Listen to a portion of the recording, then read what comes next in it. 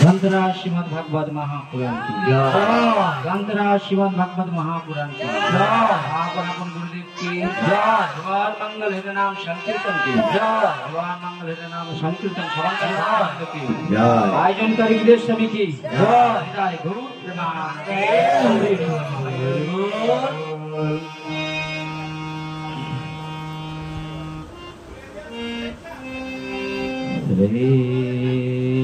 गुरु निताय गौर सीतानाथ प्रेमानंद हरे हरि बोल निताय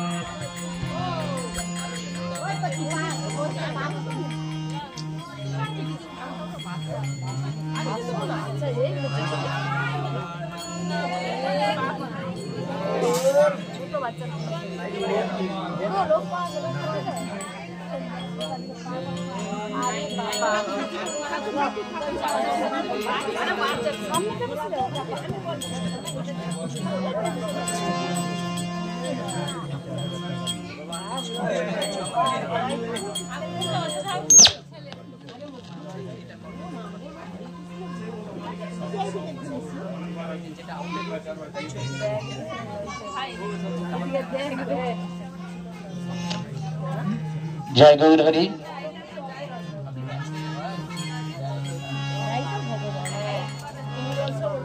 श्री गुरु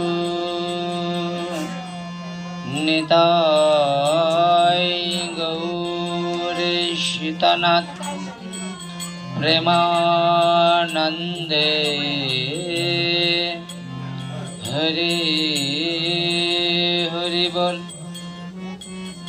निताय गौर सीतानाथ प्रेमानंदे हरि हरि बोल वंदे अहं श्री गुरु श्रीयुत पदकमलं श्री गुरून् वैष्णवांश्च श्री रूपं सगरो जातं सहोगना रघुनाथान्वितं तं सजीवं साद्वैतं सवधूतं परिजनसहितं कृष्णचैतन्यदेवं श्री राधा कृष्ण पादान् सहोगना ललिता श्री विशाखान्वितंश्च ॐ अज्ञानं तिमिरन्धस्य ज्ञानाञ्जनो शलाकया चक्षुरुन्मीलितं येन तस्मै श्री गुरवे नमः। गुरवे गौरचन्द्राय राधिकायै तदालये कृष्णायै कृष्णो भक्तायै तद्भक्तायै नमो नमः। नमो वंशकल्पतरुर्भैश्च कृपा सिन्धुभ्यः एव च पतितानां पावनेभ्यः सर्ववैष्णवचरणेभ्यः नमो नमः भक्तिर चरणेभ्यो नमो नमः गदाधर गौरांग श्री नित्यानंद कृपानिधे साद्वैत श्रीवासादि प्राणबंधो नमस्तुते। हे कृष्ण करुणारे सिंधु दीनबंधु जगत्पते गोपेशु गोपिकान्तो श्रीराधाकान्तो नमस्तुते। तप्तो कांचन गौरांगिनी राधे वृंदावनेश्वरी विश्वभानुसुते देवी प्रणमामि हरे प्रिय वृंदावै तुलसी देवै प्रिया वै केशवै च विष्णु भक्तिपदे देवी शक्तवत्यै नमो नमः। मूकं करोति वाचालं पङ्गुलङ्घयते गिरिं यत्कृपातमहं वन्दे परमानन्दो माधव। जय रूप सनातन भट्ट रघुनाथ श्रीजीव गोपाल भट्ट दास रघुनाथ। এই ছয় গোসাইর করি চরণার বন্দ যাহা হইতে বিঘ্ন নাশ অভীষ্ট পুরানা।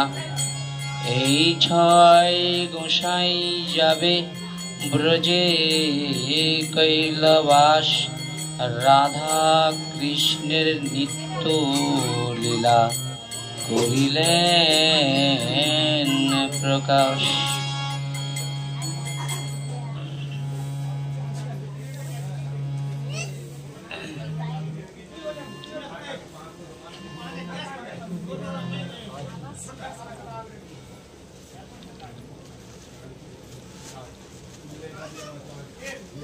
हरे कृष्ण कृष्ण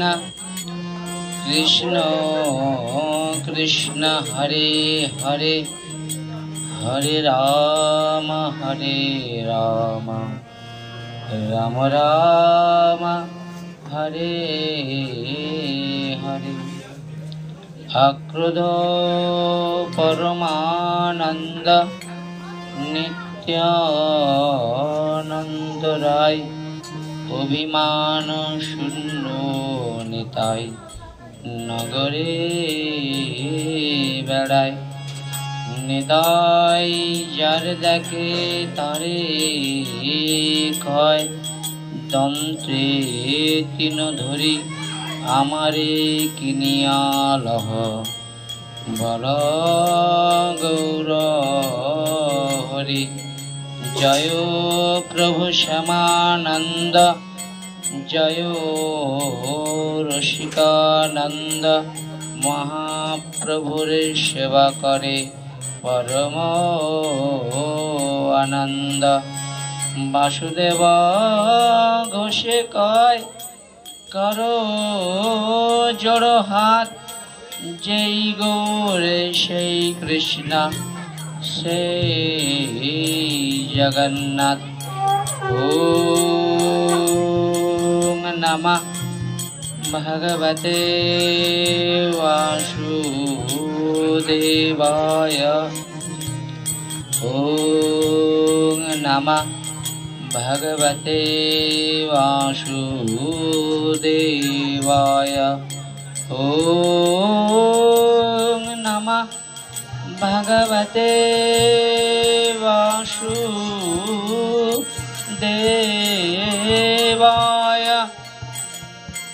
নমস্তে বৈষ্ণব কৃষ্ণ, নমস্তে বৈষ্ণব গুরু, নমস্তে গৌর ভক্তের চরণেভ্যো নমো নমঃ।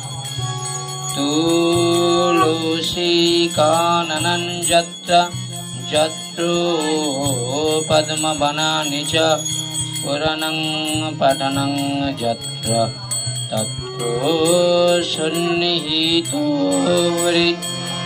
নারায়ণং নমস্কৃত্যং নরো চৈব নরোত্তমঃ দেবী সরস্বতী ব্যাসো ততো জয়োমুদীরয়ে।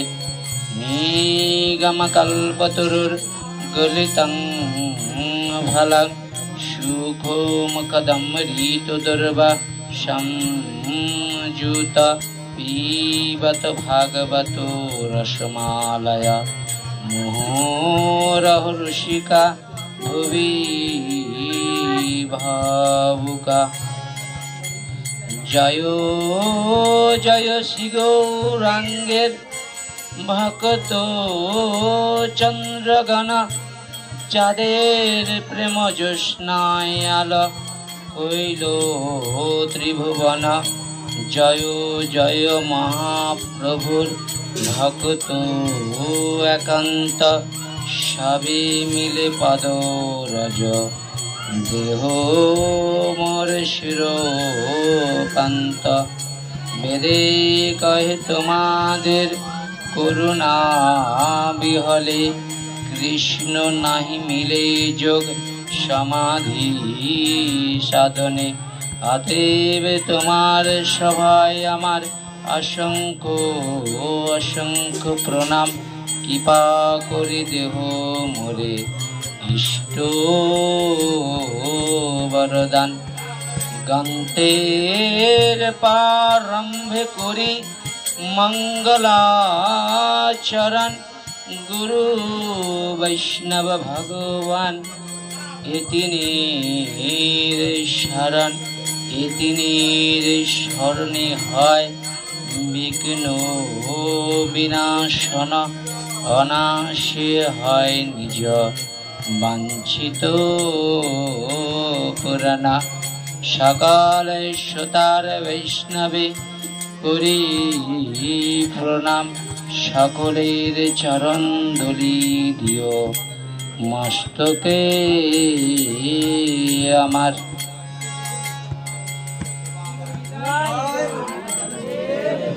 সংক্ষেপে সবাইর চরণ বন্ধনা করি, মনানন্দে প্রেমানন্দে বলুন নিতাই গৌর হরি, নিতাই গৌর প্রেমানন্দে।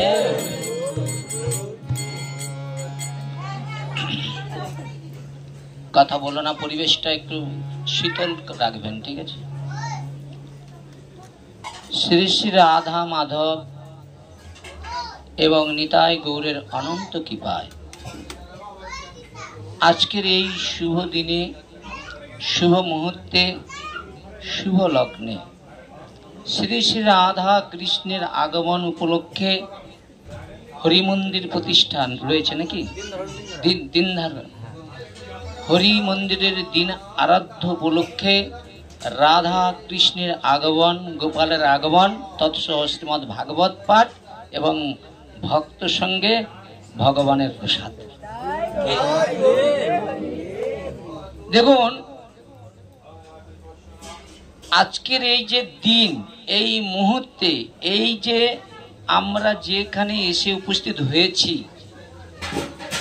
এখানে আসার জন্য আপনারা কোটি কোটি জন্মের পূর্ণ সঞ্চিত ছিল, আর সেই কারণে আজকে এই ভাগবত সঙ্গে ভগবানের কথা শোনার সৌভাগ্য লাভ করেছে। নিতাই গৌর প্রেমানন্দে।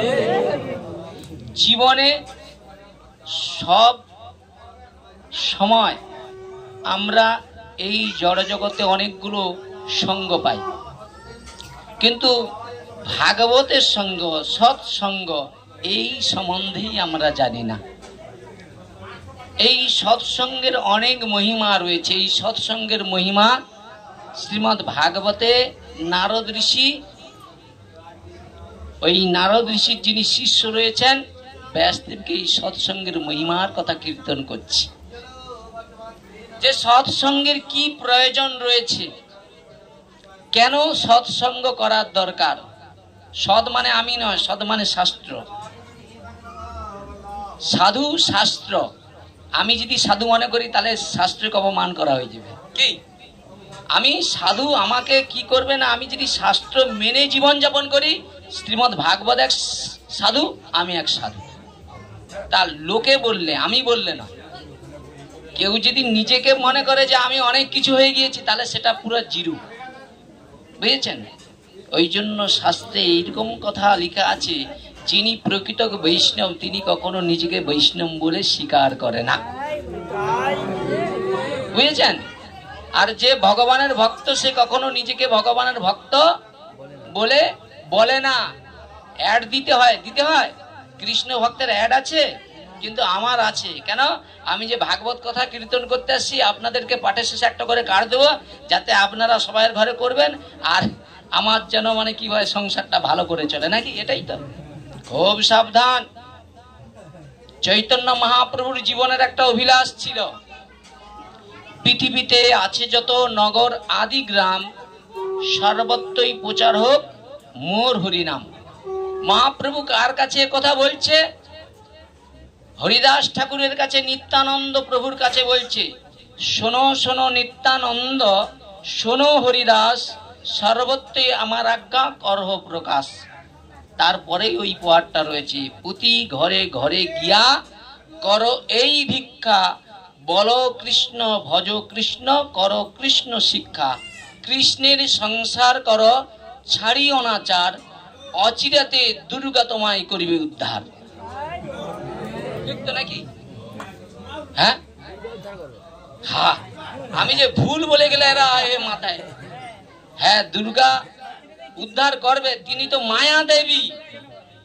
কিন্তু যদি পরম বৈষ্ণব মহাদেবের চরণকে স্মরণ করি, তবে মায়া দেবী আপনার থেকে সরে যাবে, আপনি অচিরাতেই মায়া মুক্ত হয়ে গোবিন্দ চরণ পেতে পারবেন।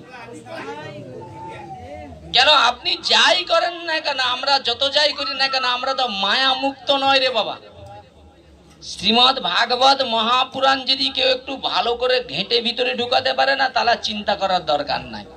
এখানে সব কথা সুন্দরভাবে বর্ণনা করা রয়েছে, বুঝেছেন? কিন্তু এখন লীলা কথায় আমরা ভেসে যাব কি বাবা?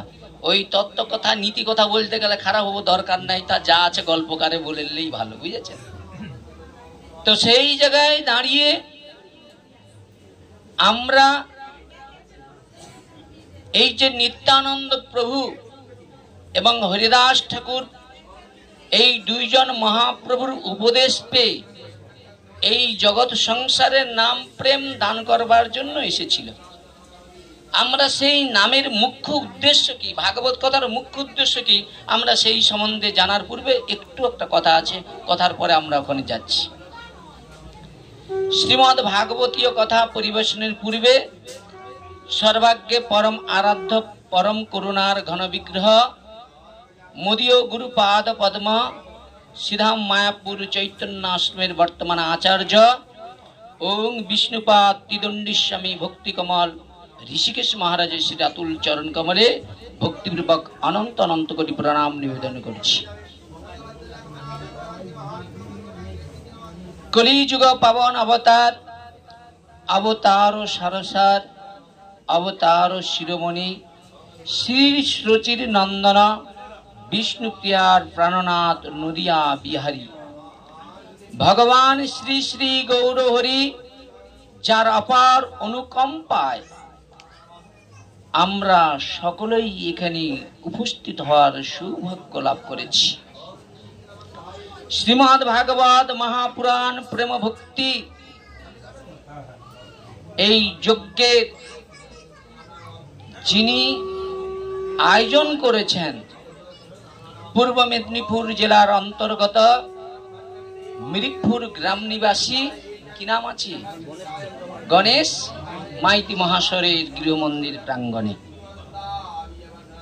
আজ এই শুভ দিনে এই গৃহমন্দিরে আমরা ভগবানের অপ্রাকৃত অমৃত কথা শোনার সৌভাগ্য লাভ করেছি। আর এই ভাগবত প্রেম ভক্তির মহাযজ্ঞে ভাগবত পিপাসু ভক্তবৃন্দ এবং রাধারানীর অংশীভূতা মাতৃমণ্ডলীবৃন্দ যে যেখানে যেমনভাবে বসে রয়েছেন সবাকার শিলাতুল চরণ যুগলে ভক্তিপূর্বক অনন্ত অনন্ত কোটি প্রণাম নিবেদন করছি।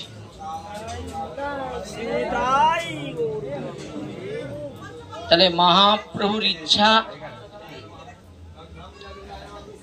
জগতের কাছে প্রেম এবং ভক্তি জগতের কাছে দান করবার জন্য উপদেশ করেছে। আচ্ছা বলুন তো বাবা, আচ্ছা সবাই কি দান করতে চাইলে দান করতে পারে?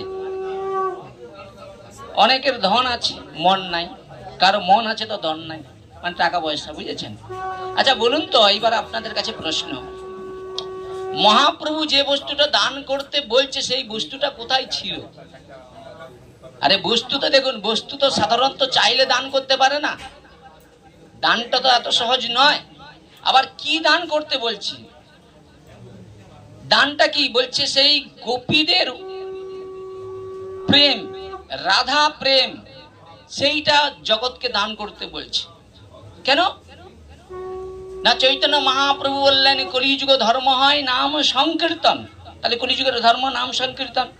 তাহলে যেই নাম সেই কৃষ্ণ ভজনিষ্ঠা করি, নামের সহিত আছে আপন শ্রীহরি। তাহলে ভগবান কোথায় আছে? নামের মধ্যে নামকে আশ্রয় করে রয়েছে। তদ্রূপ ভগবান ভাগবতকে আশ্রয় করেছে। প্রেম সে বলে নিতাই গৌর প্রেমানন্দ। তাহলে ভাগবত আর ভগবানের পার্থক্য কোথায়? ভাগবত এবং ভগবানের পার্থক্য কোথায় গো? বলছে ওটা হচ্ছে ভগবানের বিগ্রহ স্বরূপ, আর ভাগবত হচ্ছে ভগবানের শব্দ ব্রহ্ম বাংময়ী মূর্তি। প্রেম সে বলে নিতাই গৌর প্রেমানন্দে। আসুন তাহলে আমরা একটু ভিতরের মধ্যে প্রবেশ করি। মহাপ্রভু যখন উপদেশ করেছেন নিত্যানন্দ প্রভুকে, হরিদাস ঠাকুরকে, এই নিত্যানন্দ প্রভু হরিদাস ঠাকুর এরা ভগবানের কথা বললে হবে না, এখানে কোনো কথা হবে না। নিত্যানন্দ প্রভু এবং হরিদাস ঠাকুর এরা সাধারণ সাধক নয়। সাধককে কি করে চেনা যায় জানো তো? তার সাধনায়। বৈষ্ণবকে চেনা যায় কিসে বলুন তো? বলুন বাবা, বৈষ্ণবকে চেনা যায় কিসে? এত কথা হচ্ছে কেন এখানে? এই ধ্রুব বাবু সামনে বসে কিসের কথা? না কোনো কথা না তো। আরে আপনারা যদি শ্রোতা হয়ে সামনে কথা বলেন তাহলে কি হবে? ভাগবত হবে? এ তো চ্যাংলামি হবে।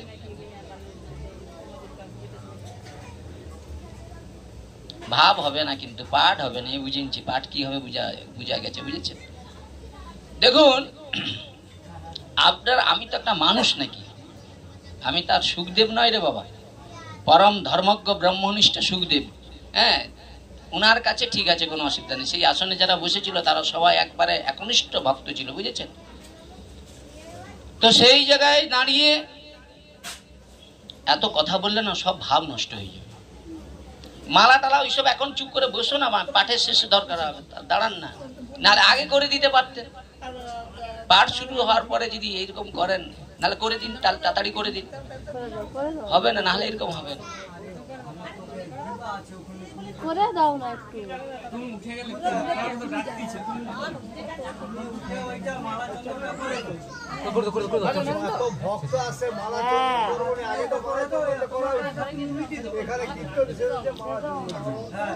কথা বলো না বাবা, শুনুন মন দিয়ে। দেখুন যদি আপনারা একটু কথা বলেন না, চঞ্চল হন না, তাহলে ভাগবত তো হয়েই যায়। মহাদেব পার্বতী দেবীকে বলছে, শোনো পার্বতী, যত্র তত্র ভাগবত কথা কীর্তন করতে নেই। ভাগবতের যে একটা গূঢ় রহস্য আছে সেটা প্রকাশ হবে না।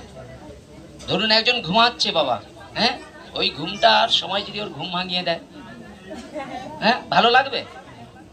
তারপরে একজন সাধক সাধনা করার জন্য এখানে বসেছে, তার সাধনায় যদি বারবার বাধা হয়, সাধনা হবে? বুঝছেন? এই জন্য জানতে হয় এগুলোর বিষয়। তো সেই নিত্যানন্দ প্রভু এবং হরিদাস ঠাকুর এই দুইজনকে উপদেশ করলেন চৈতন্য মহাপ্রভু। চৈতন্য মহাপ্রভুর কথা শুনে নিত্যানন্দ প্রভু হরিদাস ঠাকুর জগৎ সংসারে নাম প্রেম বন্যায় ভাসানোর জন্য তারা গান গাইছে। কি গান গাইছে গো?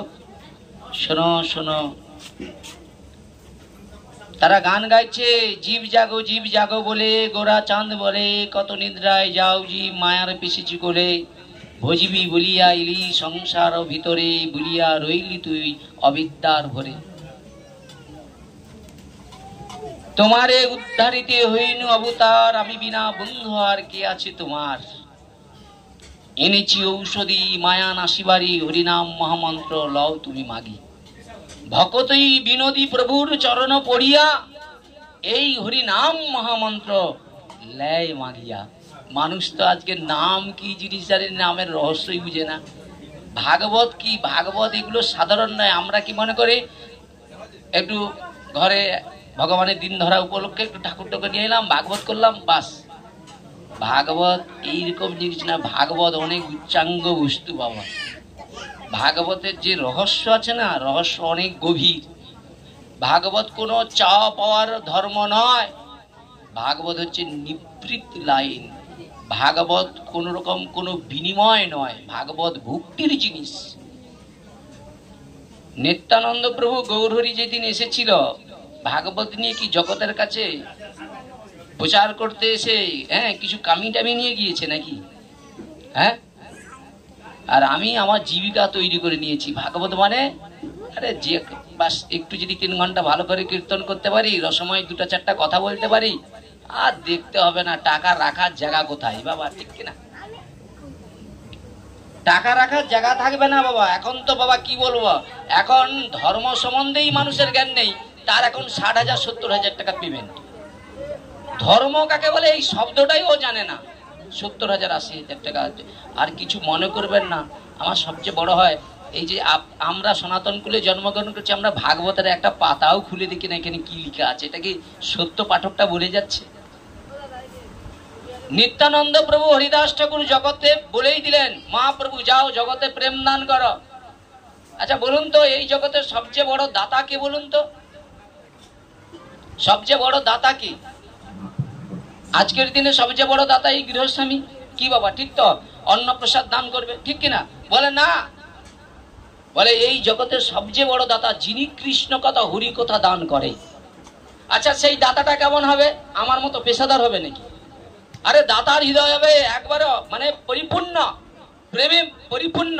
সে কোনো বিনিময়ে কর্ম করে না, সে ভগবানের উপরে ভরসা রাখে যে ভগবান আমি কর্মে অধিকার আছে, ফলটা ভগবান ঠিক নিশ্চয়ই আমাকে দিয়ে দিবে। তার বিশ্বাসটা ওই হাতির মতো 1 কুইন্টাল খায়, ভগবানের দিকে তাকিয়ে বসে আছে।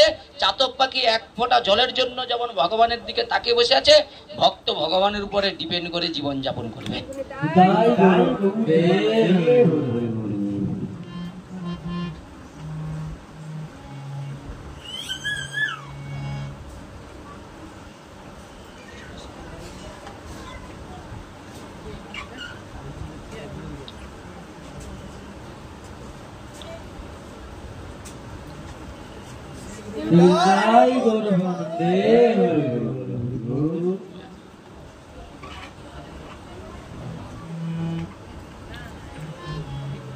তার সবচেয়ে বড় দান হলো ভাগবত কথা দান। আচ্ছা বলুন তো, এই দান শব্দের অর্থটা আপনারা সবাই জানেন তো? দান শব্দের অর্থ জানেন? দান, আমরা দান কথাটা বলি, ঠিক কিনা? দান শব্দের অর্থ বলে যিনি দাতা হবে তার মধ্যে কোনো কার্পণ্যতা থাকবে না। সে কখনো কারোর কাছে বলবে না আমি এটা দান করেছি। আমরা সাধারণত কেউ কিছু দান করলে কি করি, মাইকে বারবার প্রচার করি, মুখ লোক এত টাকা দিয়েছি, তুমুক লোক অত টাকা দিয়েছি। আচ্ছা যদি আপনি দিয়ে থাকেন, আপনি আসার দিনকে ওই টাকাটা সঙ্গে করে নিয়ে আসছেন? তা আপনি দান করবেন কোথা থেকে? দেখুন, ফলটাও ভগবানের, জলটাও ভগবানের, তুলসীটাও ভগবানের, তাহলে তোমাকে তো ভগবান সব উপকরণ দিয়েছে, তাহলে ভগবানের কি বাকি রাখছে তোমার কাছে পাওয়ার? ভগবান বলল সব উপকার আমার, কিন্তু তোমার কাছে আছে ভক্তি। তুমি এই গঙ্গার জল দিয়ে আমায় পূজা করো না, যেই দিন তোমার নয়নের জল দিয়ে আমায় একটা তুলসী দিবে, আমি ভগবান হয়ে কথা দিচ্ছি ভক্তের ঋণ শোধ করবার জন্য এই ধরাধামে আমি আসি আর আসি। তার প্রমাণ অদ্বৈত আচার্য কি করলেন? তুলসী দিতে শুরু করলেন। তুলসী দিয়ে দিয়ে দিয়ে দিয়ে তার দিন কাটতে কাটতে 10টা বছর কেটে গিয়েছে, কিন্তু মহাপ্রভু আর আসছে না। আরে ভগবানকে, হ্যাঁ ভগবানকে ডাকছে কে? অদ্বৈত আচার্য, যিনি মহাবিষ্ণু, তিনি ডাকছে 10 বছর ধরে। আমি শ্রীকান্ত মিত্র একটা মায়াবদ্ধ জীব, এই আসনে ডাকলে ভগবান আসবে। ভগবান আসবে তার আগে দেখবে আমার কামনা বাসনাটা কতটা কমছে। তারপরে কি সরল শিশুকে দেখবেন, একটা ছোট শিশুকে 2 ঘা 4 ঘা চড়িয়ে দিবেন, একটু পরেই দেখবেন আপনার হাতে খাবার থাকলেও ছুটি দিয়ে যেমন খেয়ে নেয়, তদ্রূপ দেখবেন হ্যাঁ এই ভাব যার মধ্যে এসে গেছে, ভগবান তার পিছনে পিছনে ঘুরছে। নিতাই ঘুরতে মানে, বুঝেছেন তো? সেই জায়গায় দাঁড়িয়ে সেই অদ্বৈত আচার্য কি করলেন? জগৎ সংসারে যখন প্রকটিত হলেন, দেখলেন মানুষ বিষয় বৈভবের মধ্যে মেতে রয়েছে, কারো মধ্যে কৃষ্ণ ভক্তি ধনটাই নাই। আর ভক্তি ব্যতীত সংসারের সুখ এবং শান্তি কখনো লাভ করা যায় না। আপনি যদি মনে করেন, আপনি যদি মনে করেন কানে একটা কুণ্ডল থাকবে, গলায় সোনার হাত থাকবে, পরনে সুন্দর পোশাক থাকবে, জম তোমারে ছেড়ে দিবে নাকি? কিন্তু তোমার পাশে যে আছে, ওর গায়ে গলায় হার না থাকে, তুলসীর হার, জেনা পরে ছাড় বিধায় জনম তার জমালয় বাস। যতই এই সুন্দর দেহ পেয়ে যতই সোনাদানা পরান, বলে এতে কি লাভ দেখেন? বলে এক জমিদারের কন্যা, বুঝেছেন, দেখতে খুব অদ্ভুত, দেখতে সুন্দর। ওর মাথা থেকে, মাথায় সোনার মুকুট, কানে কুণ্ডল, গলায় সোনার হার, হাতে কি সোনার চুর, সব নতুন নতুন সব আইটেম বেরিয়েছে। হ্যাঁ, চরণে সোনার, হ্যাঁ একবারে নুপুর। আচ্ছা, ওই মেয়ে ছেলেটা যদি এখানে এসে পড়ে, আমরা কি মনে করবো স্বয়ং লক্ষ্মী যেন আসছে? কি দেখতে অপূর্ব, কি বাবা, জমিদারের কন্যা। আচ্ছা বলুন তো, ওই কন্যাকে দেখে আপনার প্রীতি হবে না, হবে না? ভক্তি হবে না, হবে না? ওর সুন্দরতা দেখে, ওর ব্যবহার দেখে ভালো লাগবে না? কিন্তু ওই কন্যাটাকে দেখতে যেমন ওই পোশাকে ভালো লাগে, কিন্তু ওর পরনে যদি পোশাকটা একবার খুলে নেওয়া যায়, ওর দিকে আর তাকাতে পারবেন আপনি বাবা। তদ্রূপ এই জগতে যত অনুষ্ঠান করি না কেন, যদি নিষ্কাম না যদি আসে, যেখানে ভক্তি না আসবে, তাহলে সেই অনুষ্ঠানে বৃথা সম্মাত্র ছাড়া আর অন্য কিছু হতে পারে না। আমার কথা নয়, ভাগবতের কথা। এই জন্য ভজনের একমাত্রই সর্বশ্রেষ্ঠ লক্ষণ কি না, আমাদেরকে ওই ব্রজের ভুজঙ্গনা গোপীগণের অনুগত হয়ে ভজন সাধন করতে হবে।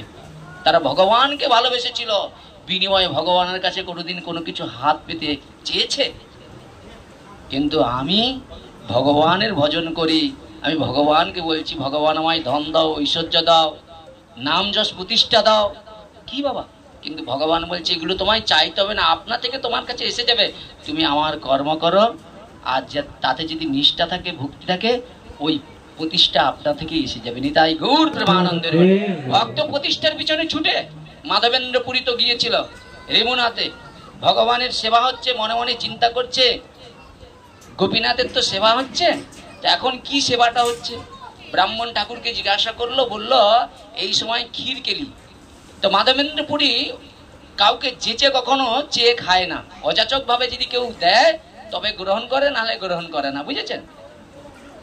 তো মাধবেন্দ্র পুরী মনে মনে চিন্তা করলেন, একবার যদি ওই ক্ষীরকেলিটা গ্রহণ করতে পারতাম, তাহলে আমি আমার প্রভুকে যে সেবা দিতে পারতাম। কিন্তু মনে মনে চিন্তা করলে, হায় হায়, ভগবানের ভোগ নিবেদন হয় না, তার আগে আমি আমার সেবার কথা চিন্তা করছি, হায় হায় কি মারাত্মক অপরাধ হয়ে গিয়েছে। ওখান থেকে কি করলেন, ভগবানকে প্রণাম করে হাট চালাবো না, বোঝেন, যেখানে ওই ধরুন নিকাশি বাজার আছে না, ওখানে একটা চালা রয়েছে না, যারা দোকান আদি দেয়, হাট চালা, বুঝেছেন? ওই হাট চালায় বসে মাধবেন্দ্র পুরী পরম আনন্দে ভগবানের নাম জপ করছে। দেখেন ব্রাহ্মণ ঠাকুর কি করেছে, ভগবানকে একবারে ভগবানের সব ভক্তদেরকে সেবা টেবা দিয়ে পরমানন্দে দরজা বন্ধ করে চলে গিয়েছে।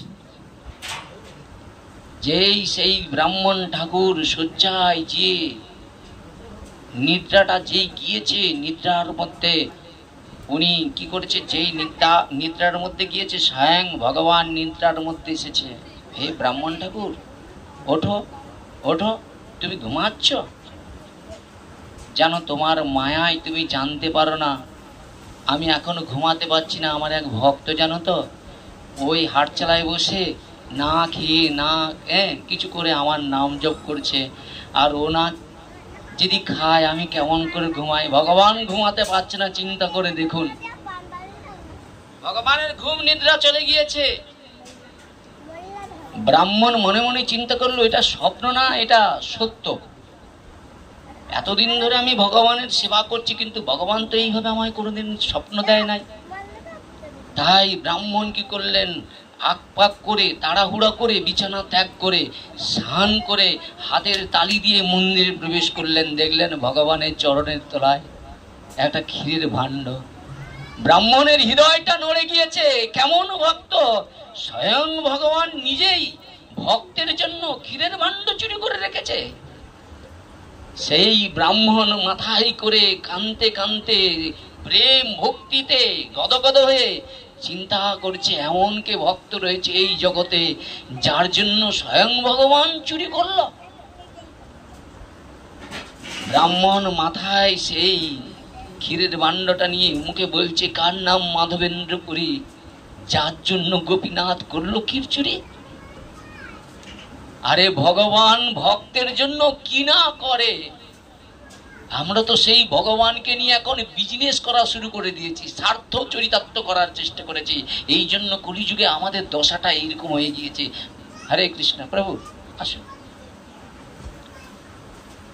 ভগবানের জন্য দেখুন, ভগবান ভক্তের জন্য কি করলেন, সেই ক্ষীরের ভাণ্ডটা চুরি করেছে। মাধবেন্দ্র পুরী পরম আনন্দে ভগবানের নাম করতে করতে বাবা হয়েছে একবারই হৃদয়ে তার প্রেমের বিকার এসে গেছে।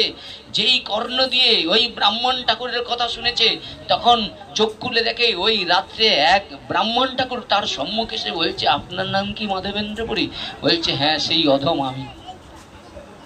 বলুন কি হয়েছে?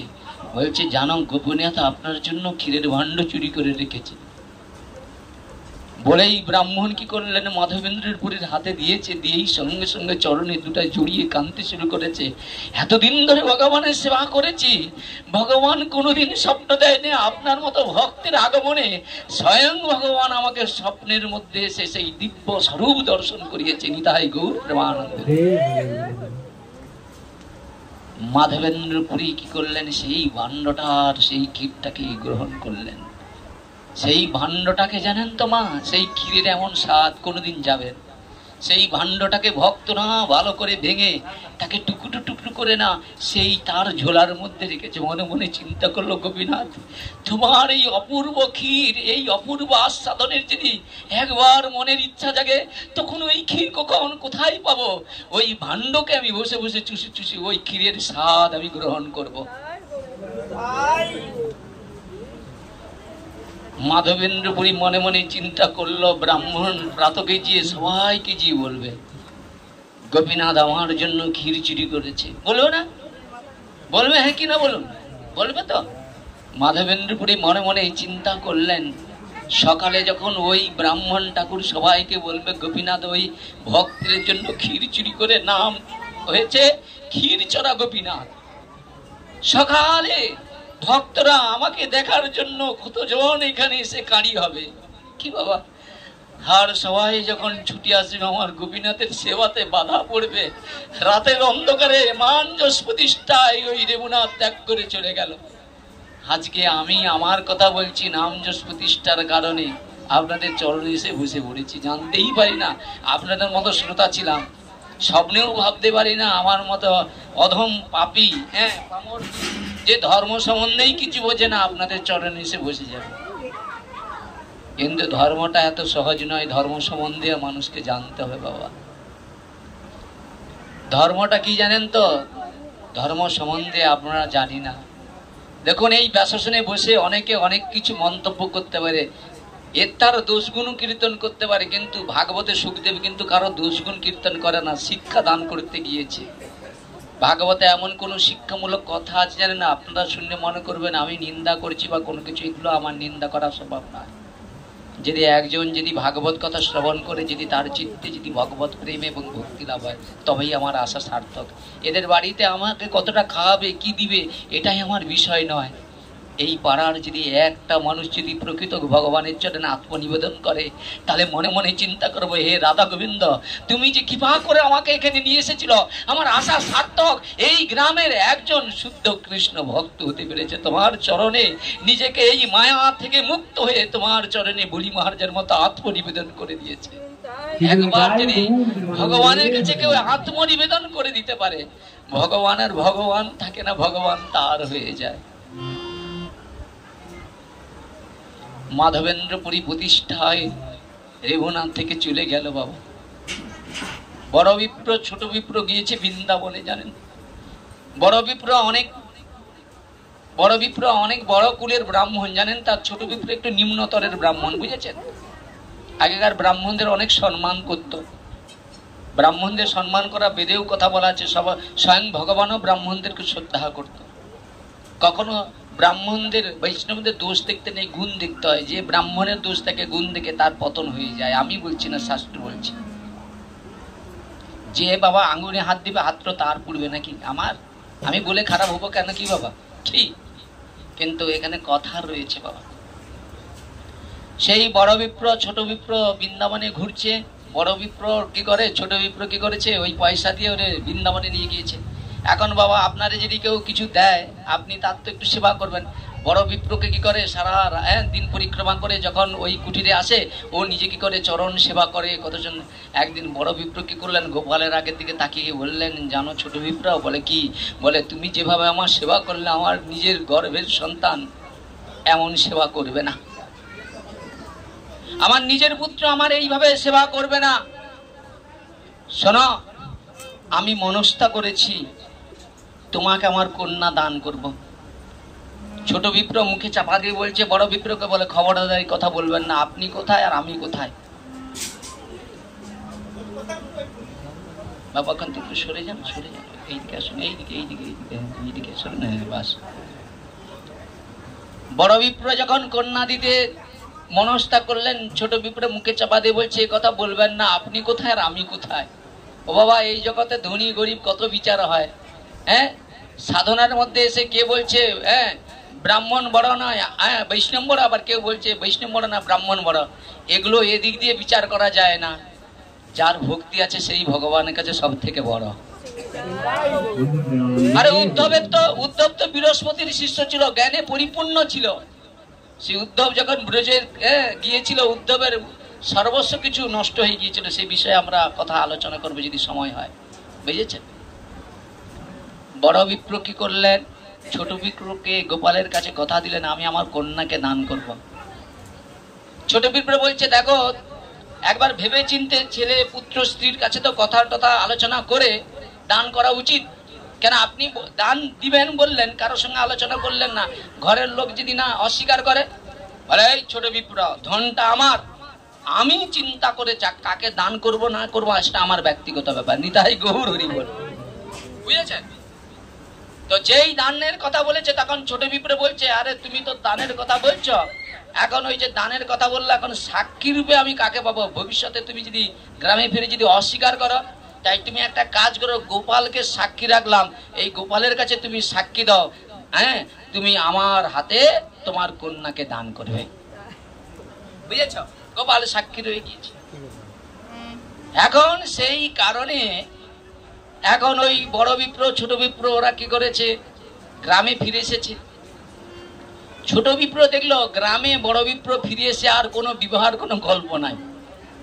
ঘরে যেই বড় বিপ্র ছেলেদের বললো, জানো আমি বৃন্দাবনে গিয়েছিলাম, ওই ছোট বিপ্র আমার যেভাবে সেবা করেছে জানো তো, সেই আমি গোপালের কাছে কথা দিয়ে এসেছিলি আমার এই কন্যারে ছোট বিপ্রকে দেবো। বলে খবরদার, আমার বোনকে ওইরকম গরিব ছেলেকে, হ্যাঁ ওর কি আছে? বলে আমি গোপালে, বলে আর গোপাল তো প্রতিমা। বলে প্রতিমা নহ তুমি ব্রজেন্দ্র নন্দন, ভগবান প্রতিমা নয়। আমরা প্রতিমা জ্ঞানে দেখছি, ভগবান প্রতিমা নয়। প্রতিমা যদি হয়, আপনি তো ওনার কাছে কাঁদছেন, তাহলে আপনার দুঃখটা দূর হয়ে যাচ্ছে কেমন করে? আপনার বিপদের দিনে আপনার আপনজনরা সরে গিয়েছে, পাশে কেউ নাই, আপনি ভগবানের কাছে মানত করছেন, উনি যদি প্রতিমা হয়, তাহলে আপনার মনের বাসনা পূর্ণ হয়ে গেলে কি বলে? আপনার আরতিটা যদি ঠিক থাকে, আপনার চাওয়া পাওয়াটা ঠিক থাকে, ঠিক ভগবান আপনার কৃপা করবেই করবে। ছোট বিপ্র দেখলেন, বড় বিপ্র কোনো কিছু বলছে না। বড় বিপ্রের ঘরে কি অশান্তি। ওই যে কন্যা দান করবে বলেছে, তখন বড় বিপ্রের ছেলেরা বলছে, শোনো বাবা, ও একবার আসুক না, ওর সাহস কোথায় দেখবো, ওরে রাট হ্যাঁ এমন ডাং দিয়ে এমন দেবো না। ও কোথায় আমরা কোথায়? শোনো, যদি বলে আমরা বলবো লোকজনকে, তুমি কিছু উত্তর করো না, বলবো আমার বাবাকে না বৃন্দাবনে নিয়ে যে ঘুরিয়ে না, ওই কি করেছে, ধুতরা ফুলের যে ইয়ে আছে না ফলগুলো, ওগুলো খাবে, আমার বাবাকে পাগল করে দিয়ে ওইসব কথা বলাচ্ছি একবারে। হ্যাঁ, তুমি কিছু কথা বলবে না। ছোট বিপ্র দেখে দেখে দিন কেটে গেল। একদিন পাড়া প্রতিবেশীর কাছে বললো, জানো বৃন্দাবনে গিয়েছিলাম, আর সেখানে যে বড় বিপ্র কথা দিয়েছিল তার কন্যাকে দান করবে, আর এখনো কিছু উত্তর করছে না। বলে দান করবে যখন কথা দিয়েছে, তখনকার দিনে দেখুন দান করলে দান দিতেই হবে তোমাকে, বুঝেছে? আর তখনকার পাড়া প্রতিবেশীর আইন ছিল, ও গ্রামে গিয়ে গ্রামের মোড়লকে বলেছে। এখন সবাই মিলে গিয়েছি বড় বিপ্রের বাড়ি। বড় বিপ্রের ছেলে টেলে বলছে, আরে ও ছোট বিপ্র যে ওই বৃন্দাবনে যে আমার বাবা ধন ঐশ্বর্য চুরি করেছে, আর বিনিময়ে কি করেছে, ওই ধুতরা ফুল খাবি, আমার বাবাকে পাগল করে ওইসব মিথ্যা কথা বলছে। ওর কোনো সত্যতা নাই ওই কথায়, বুঝেছেন? তখন ছোট্ট বিপ্র বলছে, না, ওই বড় বিপ্র গোপালের কাছে কথা দিয়ে এসেছিল। বলে হ্যাঁ, গোপালের কাছে কথা দিয়ে, কথা গোপাল এসে বলুক। গোপাল এসে যদি একবার বলে, তাহলে আমরা আমাদের বোনকে বিবাহ দিয়ে দেবো তোমার হাতে। এরা জানে সত্যি সত্যি গোপাল কথা বলতে পারে না, জানে না। দেখেন, ব্রাহ্মণ কুলে জন্মগ্রহণ করেছে, কিন্তু ভগবান যে কথা বলে, ভগবান যে খায়, এই বিশ্বাস তার নাই, বুঝেছেন? তো সেই জায়গায় এখন সবাই বলছে, গ্রামের মোড়ল আছে, বলে দেখো এই যে গোপালের কাছে যে সাক্ষী দিয়েছিল, তুমি সেই সাক্ষী দিতে পারবে? বলে হ্যাঁ। বলে সাক্ষী যদি দিতে পারো, তাহলে আমরা এই গ্রামের মোড়লের কাছে কথা দিচ্ছি, আমার বোনকে তোমার হাতে অর্পণ করবো। প্রেমিস বলে নিতাই গৌর আনন্দ। বিয়ে হবে তো নাকি?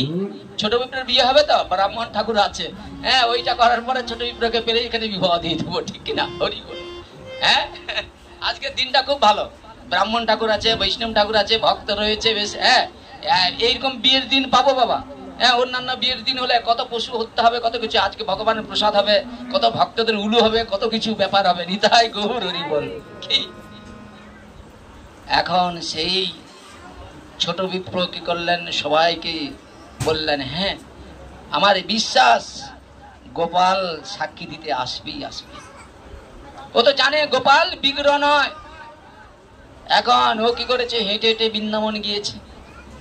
বৃন্দাবনে গিয়ে ভগবান গোপালের কাছে গিয়ে প্রণাম করে বলছে, গোপাল বড়ই বিপদে পড়েছি, আজকে মান সম্মানের ব্যাপার, তোমারই তো সম্মুখে বড় বিপ্র কথা দিয়েছিল তার কন্যারে দান করবে আমার হাতে। এখন তুমি চলো প্রভু, তুমি যে সাক্ষীটা দিয়ে। চোখের জল তো ভগবান সহ্য করতে পারে না। ছোট বিপ্রের চোখের জল দেখে গোপাল বলছে, দেখো ওটা কি সম্ভব, আমি অত দূর কি করে যাব? তখন ছোট বিপ্র বলছে, যে গোপাল কথা বলতে পারে সে চলতে পারে। দেখেন, তুমি কথা বলতে পারছো মানে তুমি চলতেও পারো, একবার কৃপা করে চলো প্রভু। ছোট বিপ্রের প্রীতি দেখে গোপাল বলছে, অতটা দূর যেতে হবে তো, একটু খেতে দাও।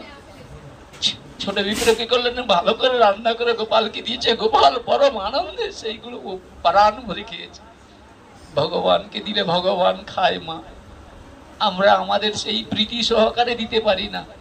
আপনার সন্তানটা যদি ক্ষুধা পায়, সে ছুটে সে মা বলে আপনার কাছে যেমন ছুটে খেতে চায়, ভগবানকে যারা ভালোবাসে রাত্রে ঘুমিয়ে গেলে ভগবান তাদের উঠিয়ে বলে আমার ক্ষুধা পেয়েছে, বলে না? কোন ভক্তকে? যার একবারে মনে মনে ভগবানকে নিজেকে অর্পণ করেছে, যে ভগবানকে নিজের পুত্র জ্ঞানে ভালোবেসেছে, মাতা মোরে পুত্র জ্ঞানী করে না বন্ধন, অতিহীন জ্ঞানী করে লালন পালন, মোর পুত্র মোর সখা মোর প্রাণপতি, এইভাবে যেই মোরে করে শুদ্ধ ভক্তি। ভগবান বলল এই জগৎ আমাকে সবাই ভালোবাসে কিন্তু সম্পর্ক জানে না। যারা আমায় সম্পর্ক জেনে একবার রিলেশন করেছে, ভগবান বলল আমি তাদের জন্য, তাদের ছেলে পুত্র না থাকলেও আমি তাদের জন্য সর্বস্ব করতে পারি। ভগবান কোনোদিন পাথর নয়, ভগবান সাক্ষাৎ ভগবান। দেখেন ছোট বিপ্র যখন খেতে দিয়েছে, ভগবান পরমানন্দে সেই খাদ্যগুলো খাচ্ছে, ছোট বিপ্রার আনন্দ ধরছে না। ভগবানের পাত্রে উচ্ছিষ্ট ছোট বিপ্র পরমানন্দে খেয়ে মনে মনে চিন্তা করছে আমার কত সৌভাগ্য। গোপাল বলছে শোনো বিপ্র, আমি কিন্তু যাবো তোমার পিছনে পিছনে। বলে প্রভু তুমি যে আমার পিছনে পিছনে আসছো কি করে জানবো? বলে আমার পায়ের নুপুরের ধ্বনি পাবি, কিন্তু একবার পিছন ঘুরে তাকালে আমি ওখানেই রয়ে যাবো, আর যাব না। ছোট বিপ্র আসছে, ভগবানের চরণের নুপুরের শব্দকে অনুসন্ধান করতে করতে আসছে। আস্তে আস্তে হঠাৎ যেই গ্রামে পাটা দিয়েছে আর নুপুরের আওয়াজ নাই। ছোট বিপ্লব মনে মনে চিন্তা করলো এতক্ষণ তো প্রভুর চরণের নুপুরের শব্দ পেয়েছিলাম, এখন আর নুপুরের শব্দ নেই কেন? যেই পিছনে তাকিয়েছে স্বয়ং ভগবান সেখানে প্রকট হয়ে গিয়েছে। ওই বলছে না যখনই তাকাবে ওখানেই রয়ে যাব। ছোট বিপ্র ছুটে গিয়ে গ্রামবাসী সবাইকে গিয়ে ডেকে নিয়ে আসছে, যেন বৃন্দাবন থেকে গোপাল সাক্ষী দেওয়ার জন্য এখানে এসেছে। সব গ্রামবাসীরা ছুটিয়ে আসছে। বড় বিপ্র মনে মনে চিন্তা করছে, ভগবান গোপাল তুমি আমাকে কত বড় অপরাধ থেকে রক্ষা করেছ, কেন তোমার কাছে আমি কথা দিয়েছিলাম ছোট বিপ্রকে কন্যা দান করবো, আর দান যদি না করতে পারি ওই কারণে আমাকে নরকে যেতে হবে। সবাই এসেছি, এসে যখন ছোট বিপ্র বলল হে গোপাল, বড় বিপ্র তোমার সামনে আমাকে কথা দিয়েছিল। স্বয়ং ভগবান বলছে হ্যাঁ আমি সাক্ষী ছিলাম, বড় বিপ্র বলেছিল তার কন্যাকে ওই ছোট বিপ্রকে দান করবে। বুঝেছেন? এরপরে কি করলেন? ওখানে বিবাহ হলো। উলু হবে না?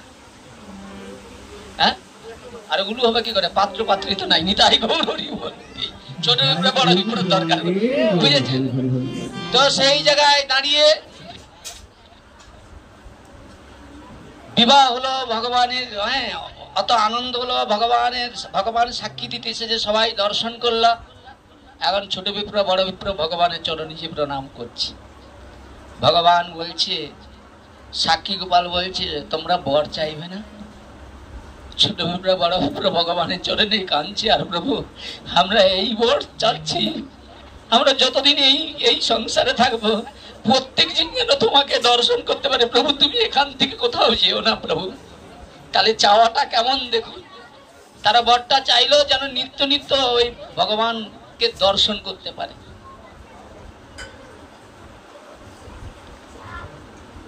ভগবান অনাদির আদি গোবিন্দ, ভগবান সবাই হতে পারবে না। ভগবান হতে গেলে তার মধ্যে অনেকগুলো গুণের প্রয়োজন রয়েছে। স্বয়ং পূর্ণ ভগবানের মধ্যে 64 গুণ রয়েছে, নারায়ণের মধ্যে 60 গুণ, আর কৃষ্ণের মধ্যে 64 গুণ। এই 4টি বিশেষ গুণ হলো বেণু মাধুরী, রূপ মাধুরী, প্রেম মাধুরী, লীলা মাধুরী। তাহলে পূর্ণ ভগবান কৃষ্ণ ব্রজেন্দ্র কুমার। খুব মন দিয়ে শুনুন, ভগবান সবাই আমরা তো এখন ঘরে ঘরে ভগবান ভগবান চিৎকার করি। আচ্ছা ভগবান যে কৃষ্ণ তার প্রমাণ কি? আমরা কৃষ্ণকে ভগবান বলবো কেন? প্রশ্ন আসতে পারবে। বলে যে ভগবান হবে সে প্রতিটা জীবকে আকর্ষণ করা তার শক্তি থাকবে। প্রেম সে হলো নিতাই গৌর প্রেমানন্দ। এখন আপনারা তো বলতে পারেন যার ধন আছে সেও তো জড় জগতের জীবকে আকর্ষণ করে। বলে হ্যাঁ, কিন্তু পরাশর ঋষি বললেন ভগবান হতে গেলে তার মধ্যে 6টা ঐশ্বর্য সদা সর্বদাই বিদ্যমান থাকবে। সে 6টা ঐশ্বর্য কি? ঐশ্বর্য, বীর্য, শ্রী, জ্ঞান, যশ, বৈরাগ্য। এই 6টা ঐশ্বর্য যার মধ্যে পূর্ণরূপে রয়েছেন তিনি ভগবান। এইবার আসুন, তাহলে 6টা ঐশ্বর্য যার মধ্যে আছে তিনি ভগবান। আচ্ছা ভগবান যে কৃষ্ণ, বুঝেছেন? আচ্ছা তিনি ভগবান বলে আমরা জানবো কেমন করে? ভগবান যে কৃষ্ণ আমরা জানবো কেমন করে? এর বিশাল রহস্য আপনাদেরকে প্রকাশ করতে হবে। একটু যদি সময় দেন আপনাদের কাছে আমি একটু আলোচনা করব। পূর্ণ ভগবান কৃষ্ণ ব্রজেন্দ্র কুমার গোলকে ব্রজের সহিত নিত্য বিহার। তাহলে ভগবান কিন্তু কোথায় থাকে? গোলকে। আচ্ছা, ভগবান যদি গোলকে থাকে তিনি মর্তধামে আসবেন কেন? আরে ভগবানের তার ধাম তো আছে। আপনার বাড়ি কোথায়? না মিরিকপুরে। এটা কি আপনার বাড়ি নাকি? কি আপনাকে যদি আমাকে জিজ্ঞেস করে আপনার বাড়ি কোথায়, না আমি বলবো আমার কুমোরচক নিকাশ। ওটা আমার বাড়ি নাকি? ওটা তো কয়েকদিনের ভাড়াটা বাড়ি। কি এটাকে আমার বা ওটাকে আমার মা, এগুলোও তো ভাড়া। ওই তো নায়ক নায়িকা অভিনয়। তাহলে এখানে আমার বলে কি আছে? আমার আপন কে বলে? সেই সে পরমবন্ধু, সেই পিতা মাতা কৃষ্ণের চরণে যিনি প্রেম ভক্তি দাতা। সে বাচ্চাটা গেল কোথা? মাইকে সে সেটের ছেলেটা কথা হয়ে গেল। ভাই কেউ একটা উঠে এই কানেকশনটা ওইখানে খুঁজে দাও তো, এটার মধ্যে কেউ নাই। তো সেই জায়গায় দাঁড়িয়ে খুব মন দিয়ে শুনুন। একটু একটু আপনাদের সঙ্গে একটু ভালো করে মানে ঘেটে নিতে চাচ্ছি ভাগবত নিয়ে, একটু ঘাঁটি ভিতরে, তাহলে একটু রহস্য যদি বেড়ায়, বুঝেছেন? ওইটা কর্ডটা কর্ডটা, আরে ভাই কর্ডটা, আরে এই কর্ডটা তো এইটা আমাদের শিখতে হবে তো। তো সেই ভগবান মনে মনে চিন্তা করলেন, তাহলে পূর্ণ ভগবান কৃষ্ণ ব্রজেন্দ্র কুমার ব্রজের গোলকে ব্রজের সহিত নিত্য বিহার। তাহলে ভগবান নিত্য কোথায় বিহার করছে? গোলকে, বুঝেছেন? ব্রহ্মার একদিনে তেহ একবার অবতীর্ণ হইয়া করেন পকট বিহার। ব্রহ্মার একদিনে তেহ একবার অবতীর্ণ হইয়া করেন পকট বিহার। সত্য তেতা দাপর কলি চারি যুগ জানি, সেই চারি যুগে এক দিব্য যুগ মানি। ওখানে না ওখানে এই বোর্ডটা, এই বোর্ডটা, এই বোর্ডটা, এই বোর্ডটা, ওইটা।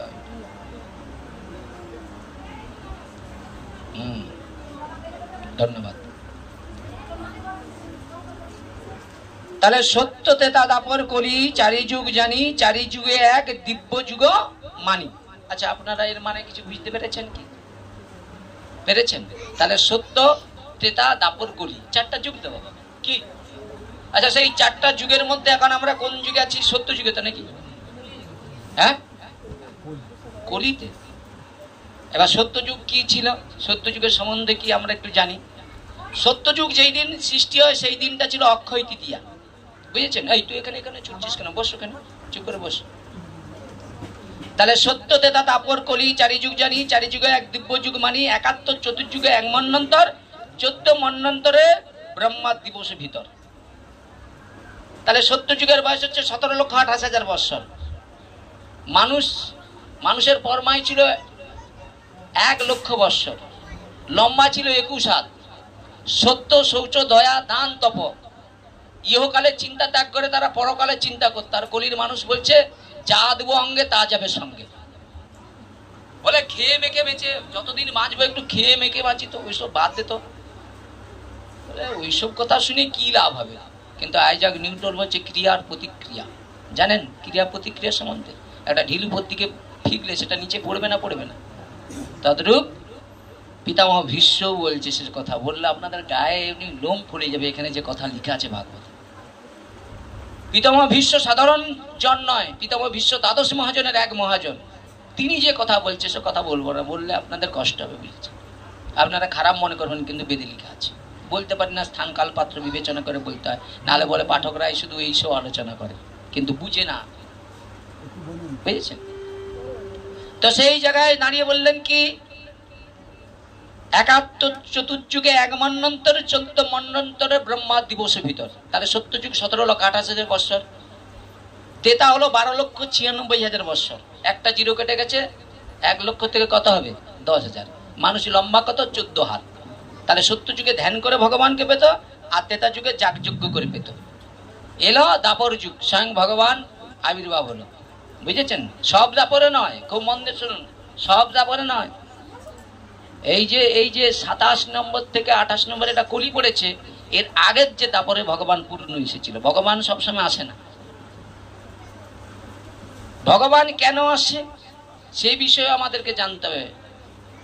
সেখানে অর্জুন বিশ্বাস করছে না, বলে সখা তুমি পাগল হয়ে গিয়েছো, আরে তুমি আমি তো দুজন সমবয়সী, তুমি বলছো গীতার জ্ঞান নাকি অর্জুনকে দিয়েছো, অর্জুন গীতার জ্ঞান নাকি সূর্যকে দিয়েছ, সূর্য নাকি তার পুত্র মনুকে দিয়েছিল, মনু তার পুত্র ইক্ষ্বাকুকে দিয়েছিল, এই মিথ্যা, আমি এটা মানি না। আরে তুমি 15 দিন আগে তোমার জন্ম, আমার 15 দিন পরে জন্ম, তা তোমার আমার পার্থক্য তো, আর সূর্য কবে, তুমি সূর্যকে বলার সুযোগ পেলে কি করে? তখন ভগবান অর্জুনকে বলছে, শোনো অর্জুন, তোমার জন্ম হলো প্রকৃত জন্ম, আর আমার জন্ম হলো দিব্য জন্ম। আমি জন্মগ্রহণ করি না, জগতের প্রয়োজনে আমাকে আসতে হয়। বলে প্রভু কিসের জন্য আসো? তখন আসার মুখ্য উদ্দেশ্য কি? বলে যদা যদা হি ধর্মস্য গ্লানির্ভবতি ভারতম অভ্যুত্থান অধর্মস্য ততত্মানম সিজম্মা পরিত্রাণং সাধনাং বিনাশয়ত দুষ্কৃতাম ধর্ম স্থাপনার্থে সম্মোপামি যুগে যুগে। তাহলে ভগবান কেন হলো? ওইখানেই প্রমাণ দিয়ে দিলেন, পরিত্রাণং সাধুনাং। বলে সাধু গুরু বৈষ্ণব ব্রাহ্মণ যারা আমাকে প্রকৃত ভালোবাসে, আমি তাদেরকে রক্ষা করি। বিনাশায়ত দুষ্কৃতাম, দুষ্টদের দমন করি, আর ধর্মকে স্থাপন করবার জন্য আমি এই ধরাধামে আসি। ভগবানের এই কথা শুনে অর্জুন বলে আমি বিশ্বাস করি না। বলে কেন? আমি বিশ্বাস করব কি করে? তোমার আমার পার্থক্য দেখো। ভগবান মনে মনে চিন্তা করলো, অর্জুন এমন একটা কথা বলছে, এই পার্থক্য তো অর্জুনকে না যদি দেখানো যায়, তাহলে অর্জুন তো আমার প্রিয় ভক্ত, অর্জুনের মাধ্যমেই তো আমাকে গীতার কথা জগতের কাছে প্রচার করতে হবে। আর অর্জুনকে যদি আমার স্বরূপ সম্বন্ধে না জানায়, তাহলে অর্জুন কি জানবে? উনি তো, অর্জুনও তো মায়াবদ্ধ, ওকেও তো মায়া স্পর্শ করেছিল, তো মায়া মুক্ত হতে পারে নাই। তাহলে ভগবান অর্জুনকে বললেন, অর্জুন তুমি যে আমার স্বরূপ দেখবে, আমার স্বরূপ তো তোমার ওই নয়ন দিয়ে দর্শন হবে না। এবার কি করবে? বলে এই নয়ন দিয়ে তুমি আমাকে কখনো দর্শন করতে পারবে না। তাহলে আমরা যদি মনে করি এই জড় নয়ন দিয়ে ভগবানকে দর্শন করব, তাহলে এটা আমাদের ভুল। তাহলে আমরা যদি ভগবানকে কেউ দর্শন করার আকাঙ্ক্ষা জাগে, তাহলে সৎ গুরুদেবের চরণে দীক্ষা গ্রহণ করতে হবে। এবার গুরুর যদি বর্ণনা করতে যাই, আমাকে ডাং একটা কেটে রাখে 2 ঘা পিটিয়ে ধরে, বুঝেছেন? গুরুর বর্ণনা করতে হলে আমি গুরুর বর্ণনা আপনাদের পূর্ণরূপে বুঝাতে পারবো। এই গুরু শব্দটাই সম্বন্ধে মানুষের এখন অবচেতনা জ্ঞান ঢাকা রয়েছে, বুঝেছেন? গুরু শব্দটা সাধারণ কথা নয়। গুরু জিনিসটা কি মানুষের এখনো জ্ঞান আসে নাই। 5 টাকার নখ পালিশ কিনতে গেলে মানুষ 100 বার ভাবে না? হ্যাঁ, আমরা যার কাছে আত্মনিবেদন করবো তাকে একবার দেখবো না? আগে আমরা যদি দেখেছি, ছোটবেলায় কারো ঘরে যদি কোনো কন্যাকে বিবাহ দিবে বা কোনো ছেলেকে বিবাহ করবে, 10 বার 20 বার এখন দেখে পরীক্ষা করে বিচার বিশ্লেষণ করে বিবাহ করেছে, সে আজও পর্যন্ত সংসার করছে। আর এখন পাত্র আর পাত্রী নিজেই পছন্দ করে 3 মাস যায়নি কোর্টে ছুটাছুটি করছে। কারণ কি? দেখুন কথাগুলো কিন্তু ভাগবতের এখানে আপনাদের বলছি, না বললে বুঝতে পারবেন না। তাহলে আগেকার পিতামাতারা কি করতো? পরিবার দেখতো, মামার পরিবার কেমন, সৎ চরিত্রবান, নিষ্ঠাবান কিনা, বাড়িতে গেলে ধর্মাচরণ করবে কিনা।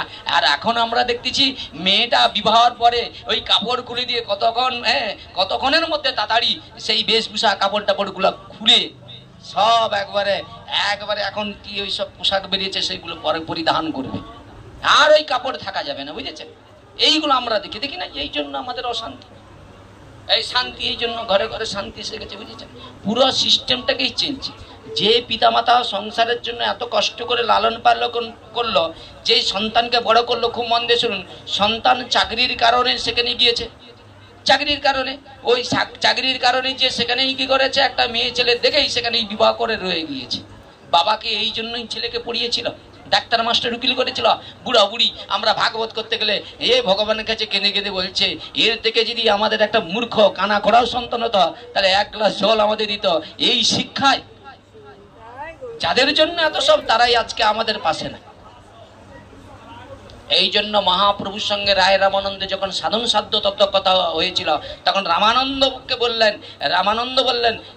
বললেন প্রভু, এই জগতে সর্বশ্রেষ্ঠ বিদ্যা হলো কৃষ্ণ ভক্তি, হলো সর্বশ্রেষ্ঠ বিদ্যা।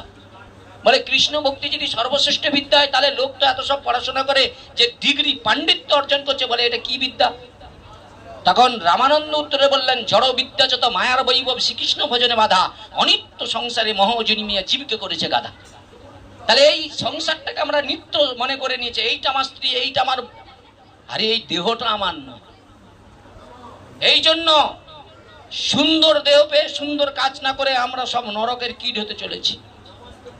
আমরা সেই দিন, যেই দিন আমাদের দেহের অঙ্গ প্রত্যঙ্গ দিয়ে কৃষ্ণ সেবা করব, সেই দিন আমরা মনে করবো আমাদের দুর্লভ সনাতন কুলে মনুষ্য জন্মগ্রহণ করে আমরা প্রকৃত কথার কর্তব্য করতে পেরেছি।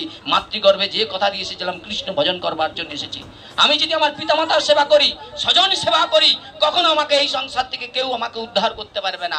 আর যে পিতামাতা সন্তানকে কৃষ্ণ ভজনে বাধা করে, যে গুরু কৃষ্ণ ভজনে বাধা করে, বলে সেই গুরু গুরু নয়, সেই মাতা মাতা নয়, সেই স্বজন স্বজন নয়। কেন? বলে কৃষ্ণ ভজনে যদি বাধা করে। শুক্রাচার্য কি করেছিল? বলিকে বলেছিল, স্বয়ং ভগবান তোমার কাছে দানে এসেছে, তুমি দান দিবে না, দান দিলে তোমার সর্বনাশ হয়ে যাবে।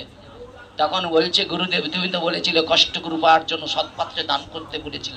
আজ যদি স্বয়ং ভগবান আমার গৃহেতে দানের জন্য আসে, তাহলে আমার থেকে এই জগতে সৌভাগ্যশীল আর কেউ দ্বিতীয় হতে পারে না। আর আমি যদি ভালোবেসে ভগবানকে দেই, তাহলে বিনিময়ে ভগবান অনন্ত কিছু দিতে পারে। কিন্তু আমি যদি ভগবানকে না দেবো মনে মনে চিন্তা করি, তাহলে ভগবান সর্বস্ব আমার হরণ করে নিয়ে যেতে পারে। তদ্রূপ দেখুন, যারা এই সংসারে টাকা পয়সা পেয়ে নিজের স্ত্রী পুত্র পরিজনের টাকা খরচ করছে, এইরকম প্যান্ডেল করে এইভাবে ঠাকুর রেখে বৈষ্ণব সেবা না দিচ্ছে, বলে এদের টাকাগুলো আপনি যেমন খাদ্য গ্রহণ করার পরে মল যেমন ত্যাগ করেন, বলে ওই টাকাটাও ওইরকম মলের মতো আপনাকে শেষের দিনে ত্যাগ করতে হবে। আর আপনার বিষয় বৈভব শেষের দিনে আপনাকে মলের মতো ত্যাগ করতে পারবে। যেই টাকার দ্বারা, অর্থের দ্বারায় ভগবানের সেবা, বৈষ্ণব সেবা, সাধু সেবা হয়ে যাবে, ওই পূর্ণটা আপনার কেউ ভাগ করে নিতে পারবে না। ওই একদিনের পূর্ণ আপনার জীবনটাকে পাল্টে দিতে পারে। তো সেই জায়গায় দাঁড়িয়ে বললেন কি, বৈবশত নাম এই সত্য মন্বন্তর, 27 চতুর্যুগে তাহার অন্তর। অষ্টবিংশ চতুর্যুগে দাপরের শেষে ব্রজের শহীদ হয় কৃষ্ণ প্রকাশে। দাস্য সখ্য বাৎসল্য সিঙ্গারচারী রস। এইবার আসুন, রসটি জানেন? আখ দেখেছেন? আখ দেখেছেন? আখ থেকে কি হয় বলেন তো? রস হয় না। রস থেকে কি হয়? গুড় হয়। গুড় থেকে সীতা মিষ্টি হয়, হয় না? হয় তো বাবা, নাকি? যে যেমন মৈথুন করতে পারে। তদ্রূপ হরিভজনের মুখ্য উদ্দেশ্য কি? চৈতন্য মহাপ্রভু বললেন, কলিযুগের প্রথম সন্ধ্যায় অবতীর্ণ হইলেন কৃষ্ণ, আপন দিয়ায় ধরিলেন পশিলেন প্রেম। প্রেম তো হবে ধারণ পোষণের উপরে। বৈরঙ্গ নিয়ে প্রভু করে নাম সংকীর্তন, অন্তরঙ্গ নিয়ে প্রভু করে প্রেম আস্বাদন। বলে প্রেম যেখানে থাকবে সেখানে স্বার্থ থাকবে না। কিন্তু আমাদের ভালোবাসাটার মানে স্বার্থ আছে। ভালোবাসা যদি এত সহজ হতো, ঠুমকো ভালোবাসা আমাদের, পাঠক এলো, পাঠ করলো, চলে গেল, তারপরে গৃহস্থ কোথায় খেলো কি পড়লো, আর আমরা যোগাযোগ রেখে কি আমাদের পাঠক। বলে গুরু কেমন হবে? বলে বিপদে আপদে সম্পদে তোমার পাশে থাকবে। ঠিক। তাহলে বললেন কি, চারিভাবে ভক্ত যত কৃষ্ণ তার বশ। তাহলে এখানে বললেন যে যতবাং প্রবদ্ধন্তে তাং তথাইব ভজম মহা। ঐশ্বর্য জ্ঞানেতে জগত মিশ্রিত, ঐশ্বর্য শিথিল প্রেমে নাই মর্পিত, আপনারে বড় মানে আমারে সময়হীন, তার প্রেমে আমি হই অধীন। এরপরে বললেন, মাতা মরে পুত্র জ্ঞানে করেন বন্ধন, অতিহীন জ্ঞানে করে লালন পালন। মোর পুত্র মোর সখা মোর প্রাণপতি, এইভাবে যেই মরে করে শুদ্ধ ভক্তি। এই শুদ্ধ ভক্তি মানে 4টা সম্বন্ধ, দাস্য সখ্য বাৎসল্য মধুর। এই 4টা রসের পাত্রই ভগবানকে পাবে। না হলে আপনি যত ভগবান ভগবান করে চিৎকার করেন, ভগবান আপনার হাতের খেলনা নেই যে আপনার কাছে পৌঁছে যাবে। কোটি জন্ম যদি আমরা নাম সংকীর্তন করি, তবু ভগবানকে পাওয়া এত সহজ নয়। আপনি যেই কুলে জন্মগ্রহণ করুন না কেন, জন্মে আসল পরিচয় না, আসল পরিচয় তার কর্মে। জন্ম হোক যথাতা, কর্ম হোক ভালো। ভগবান এইটা আমরা কি মনে করি? ভগবান, হ্যাঁ আমি মনে করি এই কুলে জন্মগ্রহণ করেছি ভগবানকে। ভগবান বললো, চন্ডাল গুলোও যদি জন্মগ্রহণ করে, চন্ডাল দ্বিজ শ্রেষ্ঠ বিষ্ণু ভক্তি পরায়ণ, চন্ডাল গুলোও জন্মগ্রহণ করে যদি হরিভজন করে, নিষ্ঠার সহিত হরিভজন করে, বলে ওর মনটাই হলো বইটা। কি বুঝেছেন? আমাদের বাইরের জগতে যেগুলো দেখে না ভগবানের পূজা করার জন্য যজ্ঞসূত্র দরকার, বলে এগুলো পূর্ণ ভক্তের এগুলো দরকার নাই। বলে কেন? প্রমাণ দিচ্ছেন দেখেন। বলে বাক্য বেগ, ক্রোধ বেগ, উদর বেগ, উপস্থ বেগ, এই 6টা বেগ আমাদের মধ্যে সর্বশ্রেষ্ঠ কি? ক্রোধ আর কাম। এই দুটো কঠিন, বুঝেছেন? তা বলছে যিনি কাম এবং ক্রোধ এই দুটোকে পূর্ণরূপে জয় করতে পারবে, তাহলে দুটো যদি জয় হয়ে যায় ওগুলো আপনা থেকে জয় হয়ে যাবে, বুঝেছেন? ওই দুটোই আমাদের কাছে সবচেয়ে বেশি ভজনের বাধা, ও আমারও কাছে বাধা দেয়। আমি আসলে বসে বলে দেবো কি ওইগুলো থেকে মুক্ত হয়ে গিয়েছি নাকি? ওসব ভুল কথা। আগে এগুলো মুক্ত হওয়ার এত সহজ নয়। এগুলো ভগবান যদি কারো প্রতি কৃপা করে তো মায়া আপনা থেকে তার কাছ থেকে সরে যাবে। নিতাই গৌর হরি বল। আর আপনি যদি মনে করেন মায়া জয় করেন, হাত পাত ভেঙে ঘরে দরজায় পড়ে থাকবেন, ঘরের মধ্যে মায়ার সঙ্গে যুদ্ধ করতে পারবেন না আপনি, বুঝেছেন? বড় বড় রুতি মহারথী মায়ার থেকে মুক্ত হওয়ার জন্য গিয়েছিল। ভরত মহারাজ হরিণের মায়া পড়ে সে কি করলো? হরিণ হয়ে জন্মগ্রহণ করতে হলো। কি সৌবরী ঋষি জলের নিচে তপস্যা করতে গেল, মাছের মিলন থেকে মন্দারের 50 কন্যা বিবাহ করে নিল। সৃষ্টিকর্তা ব্রহ্মা সৃজন করতে করতে নিজের কন্যার প্রতি কামাবেশে ধাবিত হয়ে ছুটতে শুরু করলো, বুঝেছেন? আর সেইটা দেখেছিল কে? ব্রহ্মার মন থেকে মরীচির জন্ম, মরীচির পুত্র 6 জন। তারা দর্শন করে হাসতে শুরু করেছে, বলে দেখ বাবা হয়ে কি করছে। বলে বৈষ্ণবের ক্রিয়া মুদ্রা বিজ্ঞ না বুঝে, পণ্ডিত না বুঝে, পণ্ডিতও বুঝতে পারে না, বুঝেছেন? এই জন্য দর্শন যদি হয় তাহলে ভগবানের কাছে যে মাথা করুন যে হে ভগবান, ওই রকম সাত্বিক বৈষ্ণবের মধ্যে আমি যে খারাপ গুণটা দেখেছি উনি অপরাধী নয়, বড় অপরাধী আমি। নালে আমার ওই ব্রাহ্মণ বৈষ্ণবের মধ্যে দোষ দর্শন করতে পারি, গুণ দর্শন করলাম না। নিতাই গৌর। আর আমরা তো শুধু দোষ দেখবো, পাঠক বুঝছে কোন জায়গায় ভুল করবে ধরে এবারে দুঘা চড়িয়ে দিতে হবে। কি এটা হয় না বাবা, বুঝেছেন? তো সেই জায়গায় দাঁড়িয়ে কোথায় ছিলাম মনে আছে তো? কোথায় ছিলাম গো? কোথায় ছিলাম? হ্যাঁ, কোথায় ছিলাম? কেউ শুনেননি? হ্যাঁ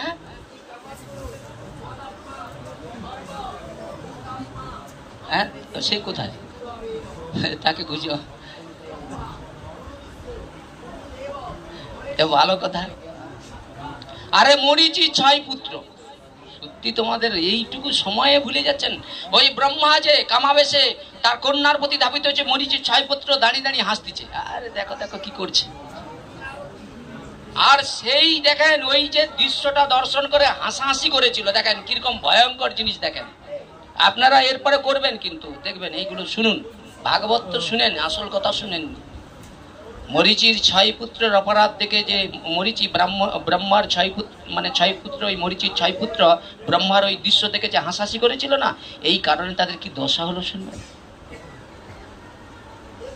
কংসের দেবকের কন্যা দেবকী, এই দেবকীর যখন বিবাহ হলো তখন কংস মনে মনে চিন্তা করলেন যে দেবকীকে যখন শ্বশুরালয় পাঠাবো, আর ওই শ্বশুরালয় যখন যায় যদি ও একা করে যায়, ও একটা নৃশংসবোধ মনে করবে না? এই ধরুন এই বাড়ির ধরুন কন্যার বিবাহ হলো, ওর সঙ্গে ওর বোনকে বা আত্মীয় স্বজন কাউকে না কাউকে পাঠায় না, ঠাকুমা জেঠিমা এইসব কাউকে পাঠায় না, যাতে ওই বাপের বাড়ির লোক তার পাশে থাকলে ওই বাপের বাড়ির মানে একা একা বোধ মনে হবে না, এরকম মনে হয় না, এই জন্য পাঠায়। কংস মনে মনে চিন্তা করলেন দেবকীকে নিজের রথ চালিয়ে একবারে ওই বসুদেবের বাড়িতে দিয়ে আসবে, বুঝেছেন? শ্বশুরালয়, বুঝেছেন? তো সেই কারণে সেই রথের সেই দড়ি রজ্জু ধরে কি করলেন, নিয়ে যাচ্ছে, কত বাজনা, তার সঙ্গে 1800 রথ, তারপরে হচ্ছে 200 দাসী, বিশাল ব্যবস্থা, বুঝেছেন? এইভাবে দিয়ে পাঠিয়ে দিয়েছে, বুঝেছেন? যাচ্ছে, চারিদিকে লোক একবারে মানে চারিদিক দিয়ে দর্শন করছে। এখন তো বাবা বিবাহ সেই আনন্দ আছে, আগে পালকিতে করে বাজনা বাজিয়ে দিত, আমরা ছুটে যেতাম বউ দেখতে। কি জানেন তো, ওই যে একটা রিক্সা হতো না, কি রিক্সা বলে, সে 2টো করে সিট, সেই রিক্সায় করে বউ যাচ্ছে, আমি পিছনে ঝুলে ঝুলে যাচ্ছি, জানেন তো? বললে যে কোথায় যাবো তার কোনো গ্যারান্টি। তখন কি আনন্দ, বউ দেখবো বউ দেখবো। এখন কোথায়, ফুট করে মারিতে হলো, শুট করে চলে গেল, কেউ জানতেও পারলো না, বুঝেছেন? তখন বিয়ের একটা আলাদা আনন্দ ছিল, বুঝেছেন? আর কত নাড়ু দিত, কত নাড়ু দিত, তারপরে কত কিছু হতো, তারপরে সে এরকম মাটিকে খুলে সে কি পয়সা টয়সা খুঁচাখুচি, তারপরে আঁচলে বাঁধামাদি, কত কিছু। এখন আঁচলে বাঁধামাদি তোর বাদ, সব বাদ, বুঝেছেন? শুধু মন্ত্র পড়ার সময়টুকু দিবেনি, তার মধ্যে যেন বউ পালিয়ে যায় বাপের বাড়ি, স্বামীর বাড়ি চলে যায়। মন্ত্র ঠাকুর অত মন্ত্র বলেনি, পালিয়ে যেতে হবে তাড়াতাড়ি, বুঝেছেন? দিন পুরো পাল্টে গিয়েছে, বুঝেছেন? সেই জায়গায় দাঁড়িয়ে আর ভাগবত কথা বললে হবে, সব পাল্টে যাচ্ছে। সেই কি করলেন না, কংস যখন রথ নিয়ে যাচ্ছে আর আকাশবাণী হলেন, হে মূর্খ কংস, তুমি যাকে রথে করে নিয়ে যাচ্ছ এর অষ্টম গর্ভের সন্তান তোমার মৃত্যুর কারণ হবে। যেই কংসকে বলেছে, কংস সঙ্গে সঙ্গে উসি বার করেছে, মানে উসি মানে ছুরি, বুঝেছেন? বড় তলোয়ার বার করেছে সেই এ থেকে, খাপ থেকে, আর সঙ্গে সঙ্গে দেবকীর চুলকে স্পর্শ করেছে। এইবার খুব মন দিয়ে শুনুন। আচ্ছা, আপনারা এরকম কেউ আছে পারদর্শী, মানে মাতাজিদের, মানে আপনাদের ঘরে মানে আপনার ঘরে মাতাজির আর কি, মানে কেস ধরে বেশ 2-4 ঘা পাঠান, এরকম কেউ আছে এখানে? আছেন এরকম পারদর্শী লোক? আছে আছে কেউ এই গ্রামে? আছে এরকম কেস পেস ধরে 2 ঘা 4 ঘা চড়ায়, একটু খেয়ে টেয়ে দিয়ে সে বাড্ডায় টাড্ডা, এরকম কেউ আছে? আছে? খুব সাবধান যদি থেকে থাকেন, আপনাদের হাতে পায়ে ধরে বলছি, খুব সাবধান। এটা ভাগবত থেকে বলছে, আমি বলছি না, খুব সাবধান। কোন ব্যক্তি যদি তার স্ত্রীর কেসটা স্পর্শ করে, সঙ্গে সঙ্গে বুঝে নিবে তার নিকটে মৃত্যু উপস্থিত হয়ে যাচ্ছে। মেয়েদের কেস কখনো স্পর্শ করা ছেলেদের উচিত নয়, এটা জানুন। কংস কি করেছে? কেসটা স্পর্শ করেছে, আর যেই স্পর্শ করে দেবকীকে মারবে, আচ্ছা বসুদেব কি করবে? অবশ্য কংসের সঙ্গে যুদ্ধ করবে।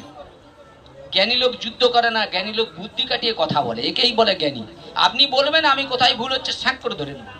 আর আমি যে বলছি, আপনি জ্ঞানী মানুষ হলে ফট করে ধরে নেবেন আমার কোথায় ভুল হচ্ছে। জ্ঞানী মানুষকে ওইভাবে মানে কোনো ঝগড়া করে না, যুক্তি দিয়ে বোঝায়।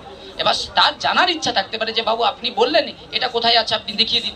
মানে বললাম বলেই নয়, আপনি বক্তা, মানে আপনি প্রশ্ন, আমি শ্রোতা প্রশ্ন করতে পারি যে আমি এখানে যে আছে, আপনি যেটা বলছেন আপনার সঙ্গে এটার সঙ্গে কোনো মিল নাই, তো তা বলে তুমি আমাকে যা খুশি তাই ব্যবহার করবেন, সেটাও আপনার বড় অপরাধ। কেন পরীক্ষিত মহারাজ প্রশ্ন করেছিলেন, সুখদেব মহারাজ তার প্রশ্নের সব উত্তর দিয়েছিল। তাহলে পণ্ডিত কিন্তু রেগে যাবে না, উত্তর দিয়ে তাকে পূর্ণরূপে বোঝাতে হবে, তবেই তিনি পণ্ডিত। মানে অনেক কিছু সংস্কৃত বলে দিলাম, মানেই উত্তর দিতে পারলাম না, তাহলে আমার পাণ্ডিত্যের কোনো গুণই থাকলো না। পণ্ডিতের প্রথম লক্ষণ কি? সে নিজেকে সবার কাছে ছোট মনে করবে। দেখবেন যে বড় হবে, সে দেখবেন নিজেকে কখনো বড় মনে করবে, সে সবার কাছে ছোট মনে করবে। সে বুঝাবে যে এই দেখুন এইটা ভুল আপনি প্রচার করে দিচ্ছেন, এর দ্বারা হাজার মানুষের অকল্যাণ হয়ে যাবে। নিতাই গৌর হরি বল। যদি কেউ ভুল বলে সেটাকে আপনি সংশোধন বেদ থেকে বুঝাতে পারেন। আমার তো ব্যক্তিগত কথা নাই রে বাবা। এখন সেই জায়গায় দাঁড়িয়ে যেই কি করেছে, বসুদেব মনে মনে চিন্তা করলেন কি করা যায়। এখন তো আমি কংসের সঙ্গে যুদ্ধ করেও পারবো না, আর বসুদেব তো যুদ্ধও করে না, ভগবানের নাম জপ করে। তাহলে একজন শুদ্ধ ভক্ত কখনো যুদ্ধ আদি প্রশ্ন করে না, হিংসা করে না, কারো অমঙ্গল করে না। তখন বসুদেব বলছে কি সুন্দর, দেখুন একেই বলে বুদ্ধিমান ব্যক্তি। বলছে হে প্রিয় কংস, দেখেন আমরা কি করি, কেউ যদি আমাদের সঙ্গে কোনো গন্ডগোল করে, আমরা যুদ্ধ করতে যাই, মারপিট করতে যাই, করি না? হ্যাঁ, বাপ ঠাকুরদার নাম ধরে দেয়, উল্টা পাল্টা গালি মন্দ করে। কিন্তু বসুদেব ওটা করেছিল, সে হাত জোড়ো করে বলছিল হে প্রিয় কংস, তুমি ভোজ বংশীয় যশস্বী রাজা। আচ্ছা বলো তো, তোমার বোন দেবকী নবজাতক এই এই নতুন বিবাহ করে শ্বশুরাই যাচ্ছে, এই অবস্থায় তুমি আকাশবাণী শুনে ওর কেসকে স্পর্শ করেছ, এতে তো তোমার যশে হানি পড়বে। আর শোনো, নব বিবাহিত কন্যাকে যদি কেউ হত্যা করে, তাহলে তাকে নিশ্চয়ই নরক গতি লাভ করতে হবে।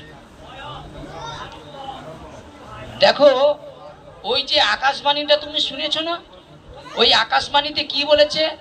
দেবকীর অষ্টম গর্ভের সন্তান কংস তোমার মৃত্যুর কারণ। কিন্তু দেবকী কিন্তু তোমার মৃত্যুর কারণ নয়, একেই বলে জ্ঞানী লোক। দেবকী মৃত্যুর কারণ না, দেবকীর অষ্টম গর্ভের সন্তান তোমার মৃত্যুর কারণ। এইবার দেখো ভবিতব্য, দেবকী এখন সন্তান উৎপাদন করবে তার কোনো গ্যারেন্টি আছে কি বাবা? এখানে এরকম তো অনেক মায়ের আছে, সন্তান উৎপাদন চাইলে কি সন্তান উৎপাদন করতে পারে? তাহলে ওর এখন সন্তান হবে কি করে হবে, এ তো কোনো গ্যারেন্টি নাই। শোনো আরেকটা কথা, ভাগবতের মন চঞ্চল হয়ে যাচ্ছে, আপনাদের আসন চঞ্চল হয়ে যাচ্ছে, বুঝেছেন? বললেন কি বলে দেবকীর অষ্টম গর্ভের সন্তান মৃত্যুর কারণ হবে আকাশবাণী শুনে তুমি কি করেছো? দেবকীকে মারতে গিয়েছ। আরে শোনো, আজ না হলেও যেই দিন আপনার এই দেহটা জন্মগ্রহণ করে ফেলেছে, এই দেহটা খুব মন দিয়ে শুনুন, সবাই উদ্দেশ্যে বলছি, ওই যে বাচ্চাটা, ওই 2 বছরের বাচ্চা কি 8 বছরের বাচ্চা, 40 বছর 80 বছর যার বয়স আছে, কান খুলে শুনুন এই কথাটা, ভাগবত শুনুন একটু কান দিয়ে। বলে এই পৃথিবীতে যেই ব্যক্তি, সেই কীট পতঙ্গ স্থাবর জঙ্গম যে কেউ জন্মগ্রহণ করে না কেন, এই দেহটা যেই দিন জন্ম হয় সেই দিন আমার মৃত্যু দিনটাও লিখা হয়ে গিয়েছে। তুমি তার একদিনের বেশি এই সংসারে থাকতে পারো না।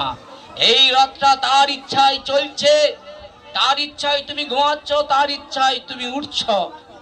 তিনি আছে বলে তোমার এত গুরুত্ব আছে, তিনি চলে গেলে তোমাকে কেউ খুঁজবে না। তাহলে ভগবান যেই রথে আছে সেই রথের মালিক কে? এই দেহের মালিক কে বাবা? ভগবান, পরমাত্মা। সেই পরমাত্মাকে কোনোদিন খুন করা যায় না অস্ত্রের দ্বারায়, পরমাত্মাকে জলে ভিজানো যায় না, রোদে শুকানো যায় না, আগুনে পোড়ানো যায় না। এই পিতামাতার দ্বারাই যে দেহটা হয়েছে, এই পঞ্চভৌতিক দেহ, এই দেহ থেকে প্রাণ চলে গেলে মাটির সঙ্গে মিশে যাবে বাবা। আপনার এত অহংকার কোথায় থাকবে বাবা? জ্ঞানের অহংকার, পাণ্ডিত্যের অহংকার সব চলে যাবে, কিন্তু ভক্তের মহিমা সারা জীবন আছে, থাকবে। নিতাই গৌর প্রেমানন্দ। বুঝেছেন? কংস বলছে শোনো বসুদেব, এই দেখেন আরেকটা কথা বলি, তোমাদের বিচার বিশ্লেষণ করে দিই। আচ্ছা, বসুদেব আর বাসুদেব তফাৎ কি জানেন কেউ? আমিও এইটা জড়িয়ে ফেলতাম, বুঝেছেন? আপনি কে, দুজন কি? তাহলে বসুদেব হলেন কৃষ্ণের পিতা, আর বাসুদেব হলেন স্বয়ং ভগবান কৃষ্ণ। দেখুন এইখানে একটু পার্থক্যের মধ্যেই দেখো পিতা আর পুত্র হয়ে যাচ্ছে, বুঝেছেন? এইবার আসুন, ভগবান মনে মনে এই বসুদেব মনে মনে চিন্তা করলেন, মানে কংসের আত্মজ্ঞানটাকে জাগিয়ে দিতে হবে।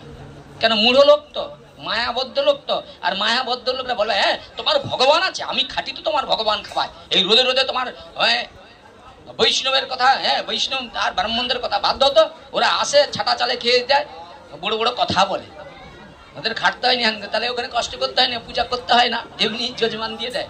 কি কথাগুলো বুঝুন, কেন ব্রাহ্মণ বৈষ্ণব কেন আসে জগতে, কেন ধরে আসে, এগুলো জানুন। বললেন কিবা বিপ্র কিবা সূত্রে নাস্তি, কেন নয় যেই কৃষ্ণ তত্ত্ববেত্তা সেই গুরু হয়। বলে গুরু বৈষ্ণব আসে কিসের জন্য?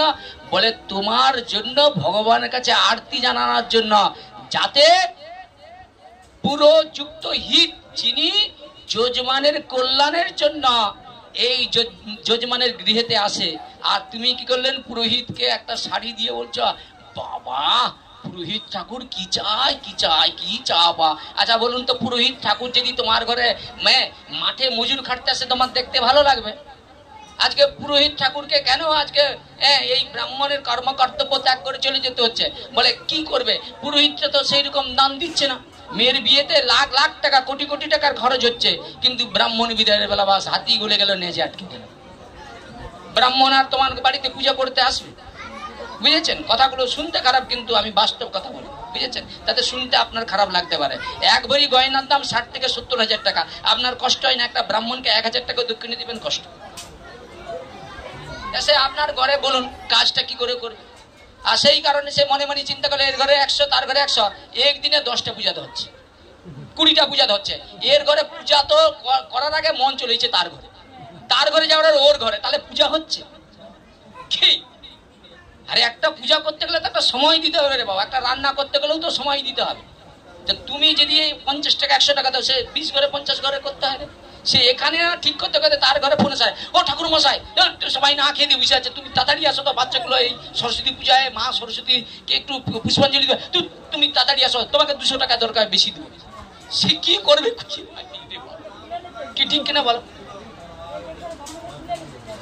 দেখুন কথাগুলো বোঝার চেষ্টা করুন।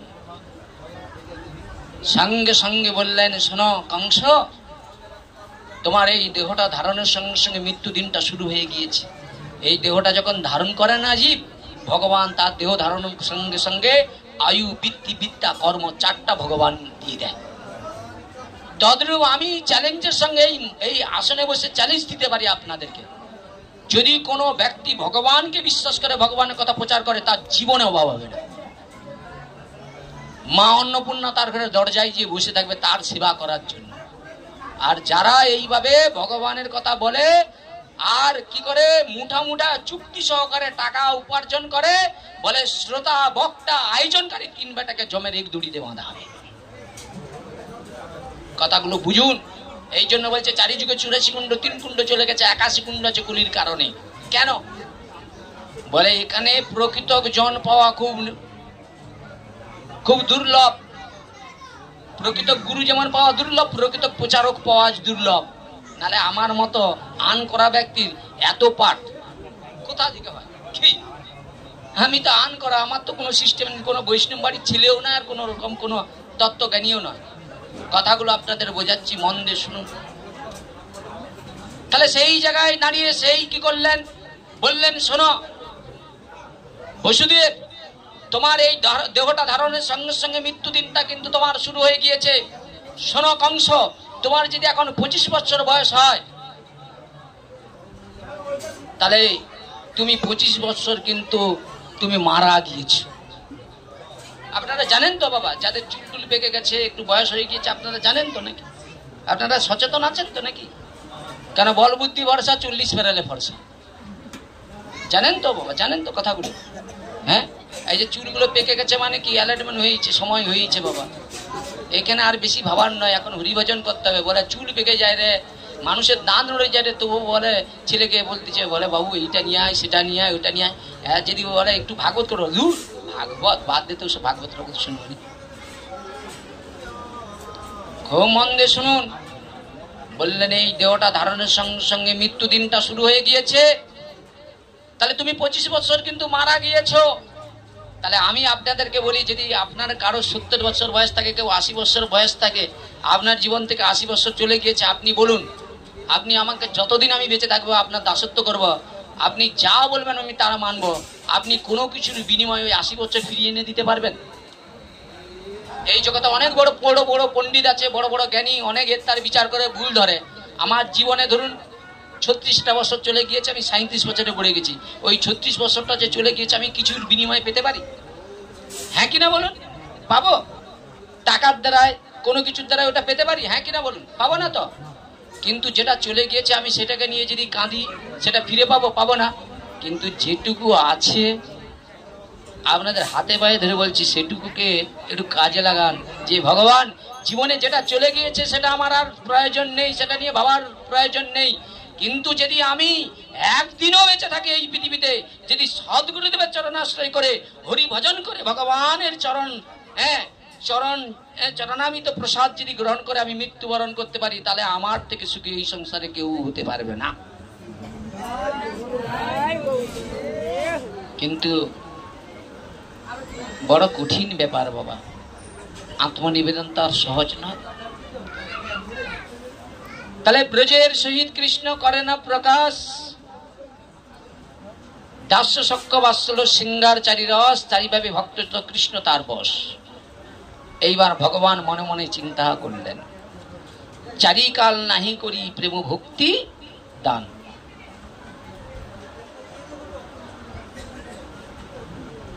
চারিকাল নাহি করি প্রেম ভক্তি দান।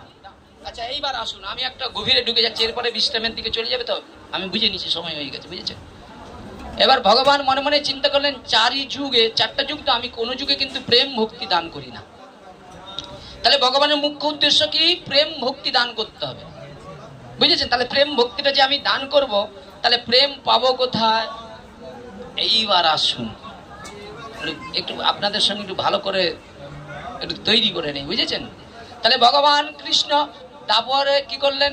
ব্রজকবিদের দিয়ে অনেক লীলা করলেন। কিন্তু সেই ভগবান মনে মনে চিন্তা করলেন, আগত কলিযুগ, তা কলিযুগের মানুষে মানুষ হিংসা, মানুষে বিবাদ, মানুষে কলহল, চারিদিকে অশান্তি, শান্তির খোঁজ, আধ্যাত্মিক আদি ভৌতিক আদি দৈবিকের দ্বারাই মানুষ প্রতিনিয়ত কত কষ্ট যন্ত্রণা পাচ্ছে। তাহলে এখানে সুখ কোথায়? বলে মহৎ সঙ্গে ভগবানের কথা শ্রবণের সুখ আছে, ভগবানের যেখানে কথা হয়, ভগবানের ভক্ত যেখানে যায়, সেখানে পূর্ণ ভগবান বিরাজ করে। নাহং তিষ্ঠমি বৈকুণ্ঠে যোগিনী হৃদয় শুভা মদ ভক্ত যত্র গায়ন্তি তত্র তিষ্ঠমি নারদ। হে নারদ, আমার প্রিয় ভক্ত যেখানে আমার গুণকীর্তন করে আমি সেখানেই থাকি। তাহলে ভগবান কি করলেন? চারি যুগে প্রেম মুক্তি দান করে নাই, বুঝেছেন? তাহলে এর আগে 27টা চলে গিয়েছে, তারপর 28টা গিয়েছে, আচ্ছা ত্রেতা 28টা গিয়েছে, হ্যাঁ, এবার 27 নম্বর থেকে 28 নম্বর এটা হলো কলি।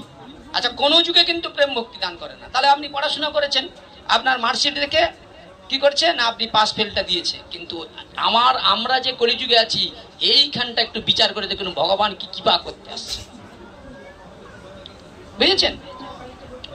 তাহলে মনে মনে চিন্তা করলেন, চারিকাল নাহি করি প্রেম ভক্তি দান, ভক্তি বিনা জগতে নাহিক অবস্থান। বলে ভক্তি ছাড়া তো জগতে কিছু নাই। তাহলে ভাগবত হলো ভক্তি শাস্ত্র। তাহলে ভাগবত যারা শুনবে তারা ভক্তির মাধ্যম দ্বারাই ভগবানকে পাবে, বুঝেছেন? জ্ঞানের দ্বারাই নয়। এবার বললেন সকল জগতে মোরে করে বিধি ভক্তি। বিধি ভক্তি মানে ভগবান, ভগবান জ্ঞানে। ভগবানকে ভগবান জ্ঞানে ভজন করলে জীবনে পাওয়া যাবে না। বিধি ভক্ত ব্রজভাব পাইতেন ঋষু, মানে ব্রজভাব যদি আপনি পেতে চান বিধি মার্গে পাবেন না। এই জন্য বলেন যিনি ক্রাম ক্রোধ ষড়রিপুকে যিনি জয় করেছে, যিনি নিষ্পাপ রাগ মার্গে কৃষ্ণ ভজন করে, বিধি মার্গে নয়, যার মধ্যে ব্রাহ্মণ এবং বৈষ্ণবের সমস্ত সদ্গুণ বর্তমান, যিনি নিষ্কপট উদার সত্যবাদী পরদুঃখে কাদর সর্বজীবের মধ্যে সমদর্শিতা, তিনি গুরু হওয়ার যোগ্য পাত্র। মামা ঘরের কথা কি?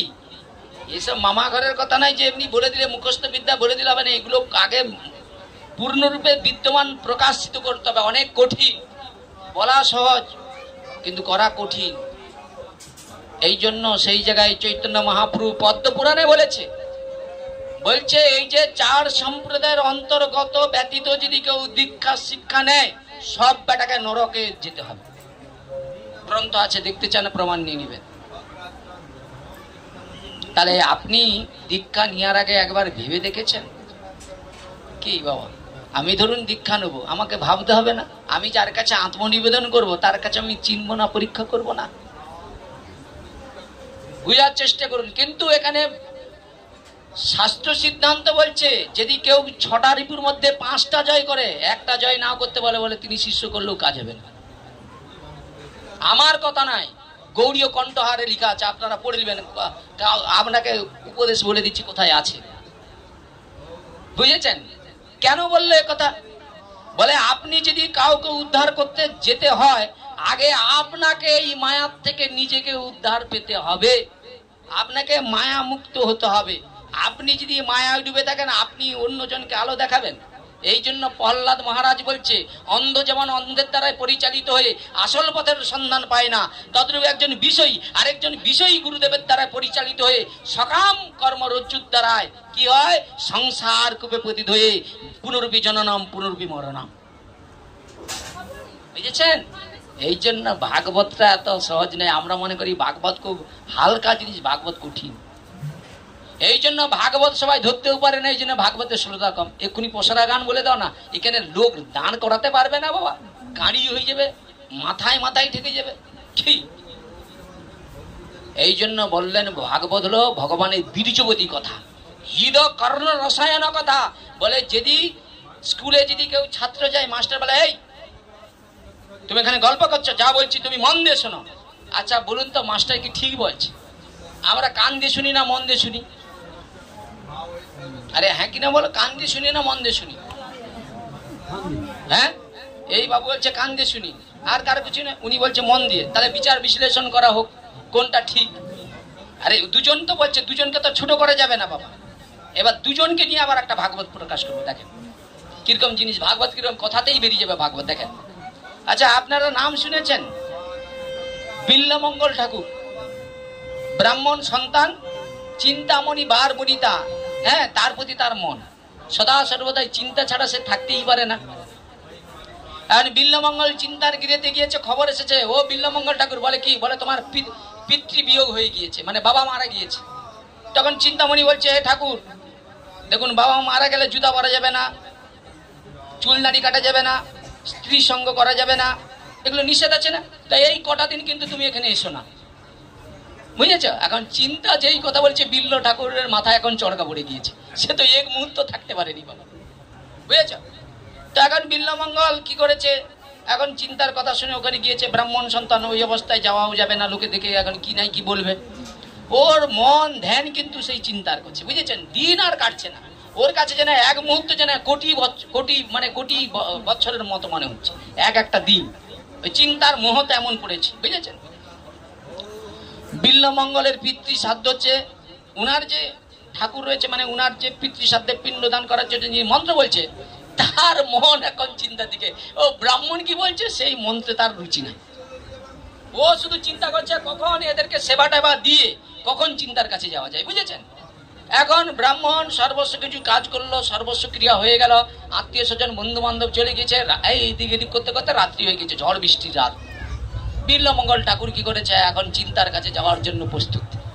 ও ঝড় টড় কোনো তার কাছে ব্যাপার নাই, তাকে যেতেই হবে, বুঝেছেন? যার ঠেকে যাওয়া অভ্যেস আছে, আপনি যত ঝড় বৃষ্টি হোক সে ঠেকে যাবে, বুঝেছেন? আর আপনি এখানে এত ব্যবস্থা করে পায়ে হাতে ধরে ডাকবেন, আসবে না, বুঝেছেন? এইটা তার স্বভাব। ওকে তুমি এই প্রসাদ দিলেও শুনবি, তার ওই প্রসাদ দরকার, বুঝেছেন? বাবার প্রসাদ নাকি, ও বাবা কোনোদিনও প্রসাদ গ্রহণ করেনি, বুঝেছেন? তো এখন সেই জায়গায় দাঁড়িয়ে কি করেছে, রাতের অন্ধকারে গিয়েছে খেওয়া ঘাটে। আর খেয়া ঘাটে গিয়ে দেখে না ঝড় বৃষ্টি রাত, খেয়াওয়ালা কি করেছে, সে কি করেছে, তাড়াতাড়ি করে বন্ধ করে পালিয়ে গিয়েছে। বিল্লমঙ্গল মনে মনে চিন্তা করছে, তাহলে চিন্তা বুঝি আমার জন্য কিছু না কিছু ব্যবস্থা করে রেখেছে। ঝড় বৃষ্টির রাত তো, একটু একটু বিদ্যুৎ চমকাচ্ছে, দেখে না যেন নদী থেকে একটা কিছু ভেসে আসতে চায়। বিল্লমঙ্গল মনে মনে চিন্তা করে, তাহলে চিন্তা বুঝি আমার জন্য কলার বেয়া পাঠিয়েছে, বুঝেছ? কলার বেয়া মানে বোঝেন, ওই যে বাচ্চারা কি করে, আমরা ছোটবেলা কলার গাছগুলোকে কঞ্চি দিয়ে ভালো করে বেয়া তৈরি করে এই পুকুরে এরকম পারাপার হতাম না? আপনারা করেছেন নাকি? কেউ করেন নাই? আমি ছোটবেলায় করতাম, দুষ্টু ছিলাম তো। আগের দিকে কি, আরে আগের দিকে কোনো না না নাই, নাহলে আসুন এখানে দিয়ে দেবো, আমি শুনবো, বুঝছি, কষ্ট তো আমার বেশি, কোনো অসুবিধা নেই, চুপ করে বসে। তো এইবার সেই বিল্লমঙ্গল ঠাকুর কি করলেন, সেই কলার বেয়া মনে করে একটা মৃত গলিত দুর্গন্ধ দেহকে ধারণ করে ও নদী পার হয়ে চলে গেল। এবার আপনাদের প্রশ্ন, ওই কান দিয়ে শোনা যায় না মন দিয়ে শোনা যায়, এইটা নিয়ে এই কথাটা আনছিলাম, ঠিক আছে? এইবার আসুন, বিল্লমঙ্গল ঠাকুর যখন নদী পার হয়ে গেল, ওই মৃত গলিত পচা দেহটাকে পার করে তার মাতাজি তার নাকে চাপা দিচ্ছে, সেখানে বিল্লমঙ্গল দেয়নি, মাতাজি দিচ্ছে, রাধা মাধব কি লাগাচ্ছে আর কি, বুঝেছেন? তো এখন বিল্লমঙ্গল ঠাকুরের নাক দিয়ে তো গন্ধটা যাবে নাকি, হ্যাঁ কিনা বলুন? হ্যাঁ, বিল্লমঙ্গল ঠাকুরের নাকে কোনো গন্ধ লাগে নাই, পার হয়ে চলে গিয়েছে। এবার আপনারা বলুন তো, বিল্লমঙ্গলের নাকে কি দরজা দিয়েছিল? হ্যাঁ, বাতাস ঢুকে নি, তাহলে তো সেই লোকটা মারা যাবে, নিঃশ্বাস না যাওয়া আসা হলে তো মারা যাবে, কি বাবা? তাহলে বিল্লমঙ্গল ঠাকুরের ওই গলিত মৃতদেহের যে পচা গন্ধটা, দুর্গন্ধটাও নাকে স্পর্শ করলো না কেন? এইবার প্রশ্ন আরেকটা, বিল্লমঙ্গল ঠাকুর ওখান থেকে চলে গেল চিন্তার বাড়িতে। চিন্তার বাড়িতে যে দেখছে যে চিন্তার এই তো বাড়ি, তাহলে চিন্তা বুঝি আমার জন্য কিছু ব্যবস্থা করে রেখেছে। দেখে না বাড়ির পাশ থেকে একটা বৃক্ষ রয়েছে, আর সেখান থেকে একটা অজগর সর্প ঝুলছে। ও মনে মনে চিন্তা করছে, রাতে অন্ধকারে দেখতে পায় না, ও মনে করেছে চিন্তা ওর জন্য বুঝি দড়ি ঝুলিয়ে রেখেছে। ও কি করেছে, একবারে সর্পকে ধরে একবারে উঠে চলে গিয়েছে। এইবার আপনাদের প্রশ্ন, সাপের গা গরম না শীতল? ঠান্ডা তো। আচ্ছা, আমাদের দেহটা গরম না ঠান্ডা? আচ্ছা, একবার ঠান্ডা হয়ে গেলে তোমার ছেলে, তোমার স্ত্রী, তোমার টাকা পয়সা তোমাকে আর ভালোবাসবে তো?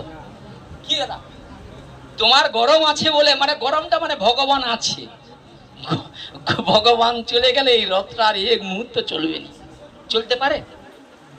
চোখ থাকবে, দেখতে পাবে, হ্যাঁ কিনা বলি? চোখ আছে, দেখতে পাবেন, কান আছে, শুনতে পাবেন, নাক আছে, নিঃশ্বাস নিতে পারবেন, এই বাক্য কথা বলার শক্তি আর পাবেন, হাত দিয়ে কর্ম করতে পারবেন, চরণ দিয়ে আর কোথাও মন্দির দর্শন করতে পারবেন। তাহলে অম্বরীশ মহারাজ বলছে, হে জগতের জীব, এই মস্তক যদি কেউ বৈষ্ণব চরণে যদি নোয়, তাহলে এই মস্তক পড়ে যায় নরকের কুণ্ড। বৈষ্ণবকে দেখিয়া যে নাই নোয়াই মুন্ড, তার মুন্ড পড়ে যায় নরকের কুণ্ড। তাহলে প্রথম মস্তকটা কি পিতা মাতার গুরু চরণে আমাকে অবনত হতে হবে। কিন্তু দেখুন, বড় বড় রাজারা বলি মহারাজ, বড় বড় মহারাজ ব্রাহ্মণ বৈষ্ণবের চরণে তারা কি করেছে, নত হয়েছে। আমরা 2 টাকা 4 টাকার মালিক হয়েছি, আমরা মনে করছি বলি মহারাজের থেকেও বড় টাকার মালিক হয়ে গেছি। আরে টাকায় যদি ভগবানকে পাওয়া যায়, ভগবান তো বড় বড় জমিদারের ঘরে টাকায় মাথা থাকবে, ভগবান বিদুরের ঘরে গিয়ে কি করলেন, কোলার চোপা খেলো। নিতাই গৌর হরি বল। কথা বোঝার চেষ্টা করুন, বুঝেছেন? বিল্লমঙ্গল ঠাকুর কি করলেন, চিন্তার দরজায় যে টাক টাক টাক টাক করছে। চিন্তা বললে এত রাত্রে কে, দরজা খুলে দেখে না বিল্লমঙ্গল ঠাকুর। তো বিল্লমঙ্গল ঠাকুরকে বলে, ঠাকুর তুমি এলে কেমন কর? বলে, চিন্তা তুমি তো সব ব্যবস্থা করে রেখেছো। রাত্রিটা কেটে গেছে, সকালবেলা গিয়ে দেখে, বলে আরে তুমি কি করে এলে, একবার দেখে আসি চলো। এসে দেখে না সেখানে অজগর সাপ ঝুলছিস, তাকে দড়ি বলে ধরে চলে গিয়েছে। দেখেন তাহলে কামনা বাসনা তাকে কোথায় টেনে নিয়ে গিয়েছে। যদি কামনা বাসনা তাকে রাতের অন্ধকারে যদি ওই জায়গা পর্যন্ত নিয়ে যেতে পারে, আজকে বলুন তো কামনা বাসনা চরিতার্থ করার জন্য মানুষ কি করছে, নিজের দেহ চরিতার্থ করার জন্য পিতা মাতা ভাই বন্ধু স্বজনকে ত্যাগ করে 13 নদীর পার হয়ে চলে যাচ্ছে, যায় নাই? বাবা মা না যদি বিয়ে দেয়, কন্যা বলছে বিষকে আত্মহত্যা করব, করে নাই? এরকম ইতিহাস নাই? আচ্ছা বলুন তো আপনার আমার গ্রামে মিরপুর বা কুমোরচক গ্রামে ভগবানকে না পেয়ে কেউ গলায় দড়ি দিচ্ছে, বিষ খেয়েছে, এরকম একটা ভক্তের নাম বলুন? কি নাই? কেন? আমাদের ভালোবাসাটা কিরকম জানেন তো? আমরা ভালোবাসি কিন্তু বাঁচতে চাই, কি কিন্তু প্রকৃত ভক্ত ভগবানকে ভালোবেসে মরতে চাই। নিতাই গৌর হরি বল। ভগবানের সুখের জন্য তারা নিজের জীবন পর্যন্ত দিয়েছে, দধিচি ঋষি, তাই নাই? বেত্যাসুরকে হত্যা করতে গিয়ে। এইবার শুনুন, বিল্লমঙ্গল ঠাকুর দেখলেন কি, বিল্লমঙ্গল মনে মনে চিন্তা করলেন, আরে আমি সর্প ধরে চলে গেছি, তখন আমার চেতনা এলো না। চিন্তা বললেন চলো নদী কেমন করে পার হচ্ছে একবার দেখে আসি। নদীতে গিয়ে দেখলেন সেই মৃত দেহটা চড়ে, সেখানে দাঁড়ানো যায় না, এমন গন্ধ। বিল্লমঙ্গলকে চিন্তামণি বলছে, লজ্জা করে না আমার ওই দেহটাও একদিন না, এই দেহটা না চাইলেও এই দেহ থেকে প্রাণ যাবে, আর এই প্রাণটা চলে গেলে কি করবে সব আমার আত্মীয় স্বজনরা কি করবে জানেন তো? আমি আমার দেহটা চলে গেলে আমাদের সনাতন ধর্মের সবচেয়ে বেশি দুঃখের বিষয়, কারো ঘরে যদি কেউ মারা যায় আমরা মহোৎসব করতে যাই, আগে যাও মদ নিয়ে আসো তারপরে পুরো হবে। লজ্জা এর থেকে মৃত্যু হওয়া অনেক ভালো। আমরা সনাতন ধর্মটাকে কোথায় নিয়ে গিয়েছি। আরে তার বাবা মারা গেছে, তাদের ঘরে কাঁদতিছে, শোক করতেছে, আর আমি আমার ইন্দ্র চরিতার্থ করার জন্য সৎকর্ম করতে যাচ্ছি, আর কি করছি, নিজে অসৎ অপবিত্র হয়ে আমরা সৎকর্ম করতে যাচ্ছি। এই হলো আমাদের সনাতন ধর্ম। প্রতিবাদ করবে তো আপনাকেই ঘরের মধ্যে পাঠিয়ে দিবে, বুঝেছেন? কার হয়ে বলবেন বাবা? আরে একটু একটু হাতে পায়ে ধরে একটু তো চেতনা হবে। অন্য ধর্ম দেখুন, অন্যান্য ধর্ম তো আছে, কোন ধর্মে আছে কেউ মারা গেলে এরকম মদ খেয়ে উৎপাত করে? একমাত্র আমার সনাতন ধর্মে আছে। আর আমরা বলি আমরা জ্ঞানী, আমরা বিদ্যাসাগরের দেশের মানুষ, আমরা মাতঙ্গিনী দেশের মানুষ, আমরা সৎ চরিত্রবান নিষ্ঠাবান। কোথায় কোথায় আমাদের ধর্ম? কোথায়? আর ধর্ম মানে একে বিক্রি করে নিয়ে নিজের পেশাদারি করব। মানে আমি ভক্তিপথে এলাম, গুরুপাদ আশ্রয় করলাম, ভাগবত পাঠ শুনলাম, বলে এতে এতে টাকা কুলাচ্ছে না, এবার রান্না শিখবো, বলে এতেও হচ্ছে না, এরপরে পূজা আদি শিখবো। মানে কি এখানে বলছে কৃষ্ণ ভক্ত নিষ্কাম, ঠিক আছে, তারা একমাত্র এই কৃষ্ণ সেবা ছাড়া অন্য সেবা করবে না। আর এই নিয়ে কি হলো, একটু কৃষ্ণ ভক্তি পথে এলো, এইবার ভগবান যে ব্রাহ্মণদের সৃষ্টি করেছে, ব্রাহ্মণদের যত পূর্ণিমা পূজা আমি সব নিব দিয়ে ব্রাহ্মণ বৈষ্ণব ঠুকাঠুকি লাগিয়ে দেয়, শ্রীকান্ত যে মারপিটে ঢুকে ব্যাস। কিন্তু শুনুন, শুদ্ধ ভক্ত যতক্ষণ না হয়, মুক্ত না হয়, কৃষ্ণ সেবার অধিকারী নয়, একমাত্র কৃষ্ণ সেবা করবে। ভগবান ব্রাহ্মণকে সৃষ্টি করেছে কৃষ্ণ সেবা করার জন্য। আরেকজন করতে পারে যে নিজেকে ভগবানের কাছে অর্পণ করে দিয়েছে, যে ভগবানের সেবা করে বিনিময়ে কিছু প্রার্থনা করেন। হ্যাঁ, যদি কোনোদিন এই গ্রামে কোনো বৈষ্ণব থাকে, ব্রাহ্মণের কোনো অসুবিধা হতেই পারে, শরীর অসুবিধা হতেই পারে, যেদিনে আসে সে কোনো কিছুর বিনিময়ে ভগবানের পূজা করবে না। সে বলবে ঠিক আছে আমি করে দিচ্ছি, আজকের দিনের জন্য, আগা আর সারা জীবনের জন্য না। আর আমরা কি করেছি, একজন লাইনে আসছে ভাই, 6 মাস হয়নি তার 100 ঘর পূর্ণিমা পূজা। এই আমাদেরকে জুতা খেতে হয়, আমরা যে পোছা, কে তার ভাগবত করে 13,000 টাকা নিয়েছে, আমাকে ধরে দুগা এই চব্বে জড়ি যাই দি ভাই। ছিলি ভাই মোবাইল দোকান ভালো ছিল, সব বক্স মাইক ব্যবসা ছিল, ভালো ছিল, সেগুলোকে ছেড়ে দিয়া এখন লোকের কাছে কাঙাল হয়েছি। 0 টাকার ব্যালেন্স, 0 মানে কি, একের পিঠে যদি 0 থাকে তাহলে 10 হয়, হয় না বলুন? জিরের কোনো মূল্য আছে? বলে শ্রীকান্ত যদি অত ভালো পাঠক, ও বিনা পয়সায় পাঠ কেন করে? বলে কি বলে জান তো? বলে ওর বউ বাচ্চা নেই, ওর খাবে কি? মানে আমি যে তেল ভরতে যাই না, ওই তেলের যে পাম্প, সে আমি বিনা পয়সায় যাই বলে আমাকে বিনা পয়সায় সব ভরে দিই। মানুষের বিবেক জাগলো না। আরে পাঠকে কোনো বিনিময় করা যাবে না, ভালোবাসা কোনো বিনিময় নয়। দেখুন, যদি কোনো কিছু বিনিময় করতে চান সেখানে কি হয়? বলে আত্মন্দ প্রীতি বাঞ্ছা তারে বলে কাম, কৃষ্ণন্দ্র প্রীতি বাঞ্ছা ধরে প্রেম নাম। কাম প্রেম দুয়াকার ভিন্ন লক্ষণ, লোহার হেম জ্বলছে বিলক্ষণ। বলে লোহাও ধাতু আর সোনাও ধাতু, ঠিক কিনা বলেন? হ্যাঁ, আচ্ছা লোহার কিলো কত করে? লোহার কিলো কত করে বাবা? আরে বলুন। আরে না, ভালো লোহা হলে ধরুন 100 টাকা। হ্যাঁ, আচ্ছা সোনার ভরি কত? কিলো নয়, ভরি বলুন। 66,000 70,000 টাকা ভরি। তাহলে দুটো তো ধাতু রে বাবা। তাহলে যে লোকটা লেয় তার সম্মান আছে, আমি লেইনি বলে চারদিকে লাত জুতাকে গড়াস দিচ্ছি। মাইনি বীজ কেনে তো শুধু আসবে না, এ শুধু অনুরোধে আসছে। কি পাঠ করবো ভাই? যে ওখানে যাই, হ্যাঁ বিনা পয়সায় বলে তার শুধু তার অপমান খেতে খেতে জাকান যায়। কিন্তু এখন বৈষ্ণবের বলে কি বলে, মান অপমান নাই, কেউ যদি গায়ে থুতুও ফেলে যেতে হয়। তাই কি করবো, আর বাধ্যতা। বৈষ্ণব নয়, লাইনের আভাসে ঢুকছে, যদি একটু লাইনে যায় কি। খুব সাবধান। দেখুন এইবার আপনাদেরকে পূর্ণ বুঝাই, দেখেন খুব মন দিয়ে শুনুন। ভগবান 4টা বর্ণ সৃষ্টি করেছে, আমি করি নাই। ভগবানের মুখ থেকে পরাশর ঋষি বলছে, ভগবানের মুখ থেকে ব্রাহ্মণের জন্ম। কোন বাড়িতে যদি ব্রাহ্মণ সেবা হয়, স্বয়ং ভগবান সেই সেবা গ্রহণ করে। প্রেম সে বলে নিতাই গৌর প্রেমানন্দ। বুঝেছেন? এইবার আসুন, কথাটা খুব মন দিয়ে শুনুন।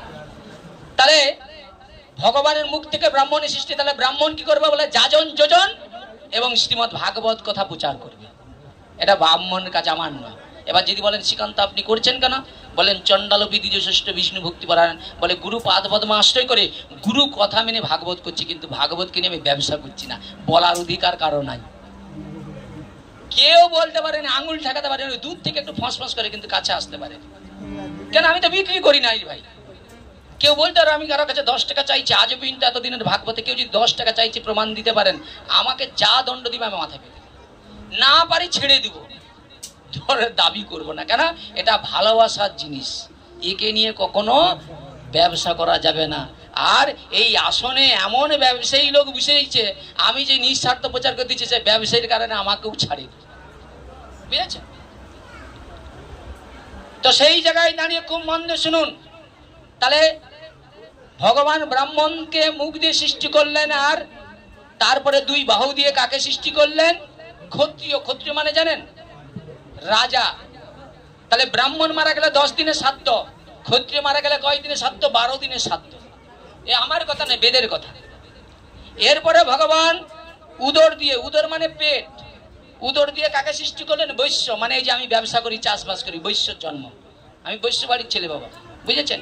তাহলে বৈশ্যরা, শূদ্ররা কিন্তু বেদ পাঠ করার অধিকার ছিল না আগে। হিসাব করে শাস্ত্র বলছে, আমি বলছি না। কে কে পাঠ করতে পারেন? বলে শূদ্র পাঠ করবে না, আর মেয়ে ছেলে ভাগবত পাঠ করতে পারে না। আর এখন মেয়ে ছেলে ভাগবত না কীর্তন না করলে আমরা ভাগবত কীর্তনের লোক হবে না। বুঝেছেন? এই তো দশা। কেন কীর্তন করতে বারণ করেছে সে কথাও ভাগবতে লিখেছে, কে শুনবে তোমার কথা?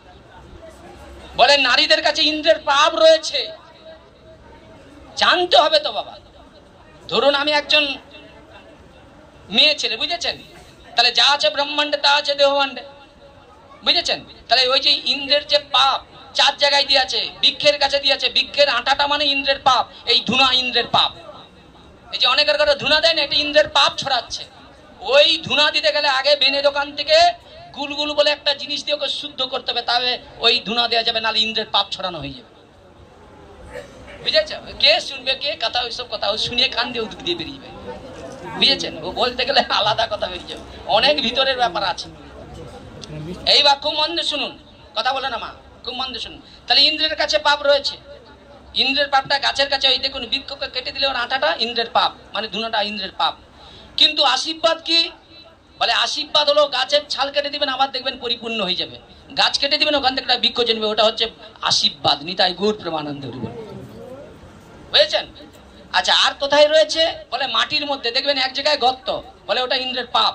আশীর্বাদ কোনটা? বলে আজকে গর্ত দিয়ে গেছেন, 1 বছর পরে দেখবেন ভরেছে। প্রেম সে বলে নিতাই গৌর হরি বল। আচ্ছা, জলের মধ্যে পাপ আছে, বলে জলের পাপ কোনটা? বলে দেখবেন জল সঙ্গে সঙ্গে খেতে নাই, ওই জলটা আপনি গড়িয়ে দিলেন তো, ওই যে বুটবুটানি, ওটা ইন্দ্রের পাপ। বুঝেছেন? ওই জন্য অনেক বলে এই দাঁড়া দাঁড়া একটু জল একটু পরে খাবি। আগে আগে দেখবেন বয়োজ্যেষ্ঠরা জল গড়ানোর সঙ্গে সঙ্গে খেতেন, আর এখন তো কোনো সিস্টেম নাই। বুঝেছেন? দেখেন ওটা ইন্দ্রের পাপ। আরেকটা আছে মায়েদের কাছে, আরেকটা আছে মায়েদের কাছে। যা আছে ব্রহ্মাণ্ডে তা আছে দেওবাণ্ডে। বুঝেছেন? যেখানেই আমার জন্ম সেখানেই আমার মৃত্যু। বুঝেছেন? যেখানে আমার জন্ম, দেখুন যদি বুঝে রসিক, না বুঝে মূঢ়। ওই জন্য আগে দেহতত্ত্ব জানো, তারপর ভাগবত তত্ত্ব জানবে।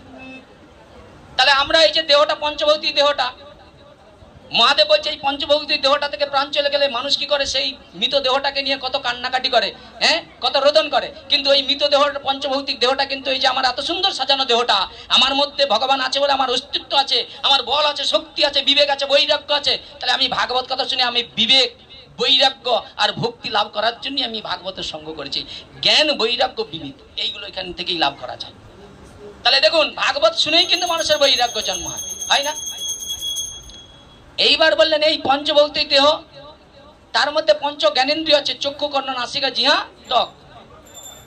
তার মধ্যে পঞ্চ কর্মেন্দ্রিয় আছে, বাক, বায়ু, উপস্থ, লিঙ্গ, পদ। তার মধ্যে পঞ্চ বিষয় আছে, রূপ, রস, গন্ধ, স্পর্শ, শব্দ। তাহলে হিসাব করুন কটা হলো? কটা হলো?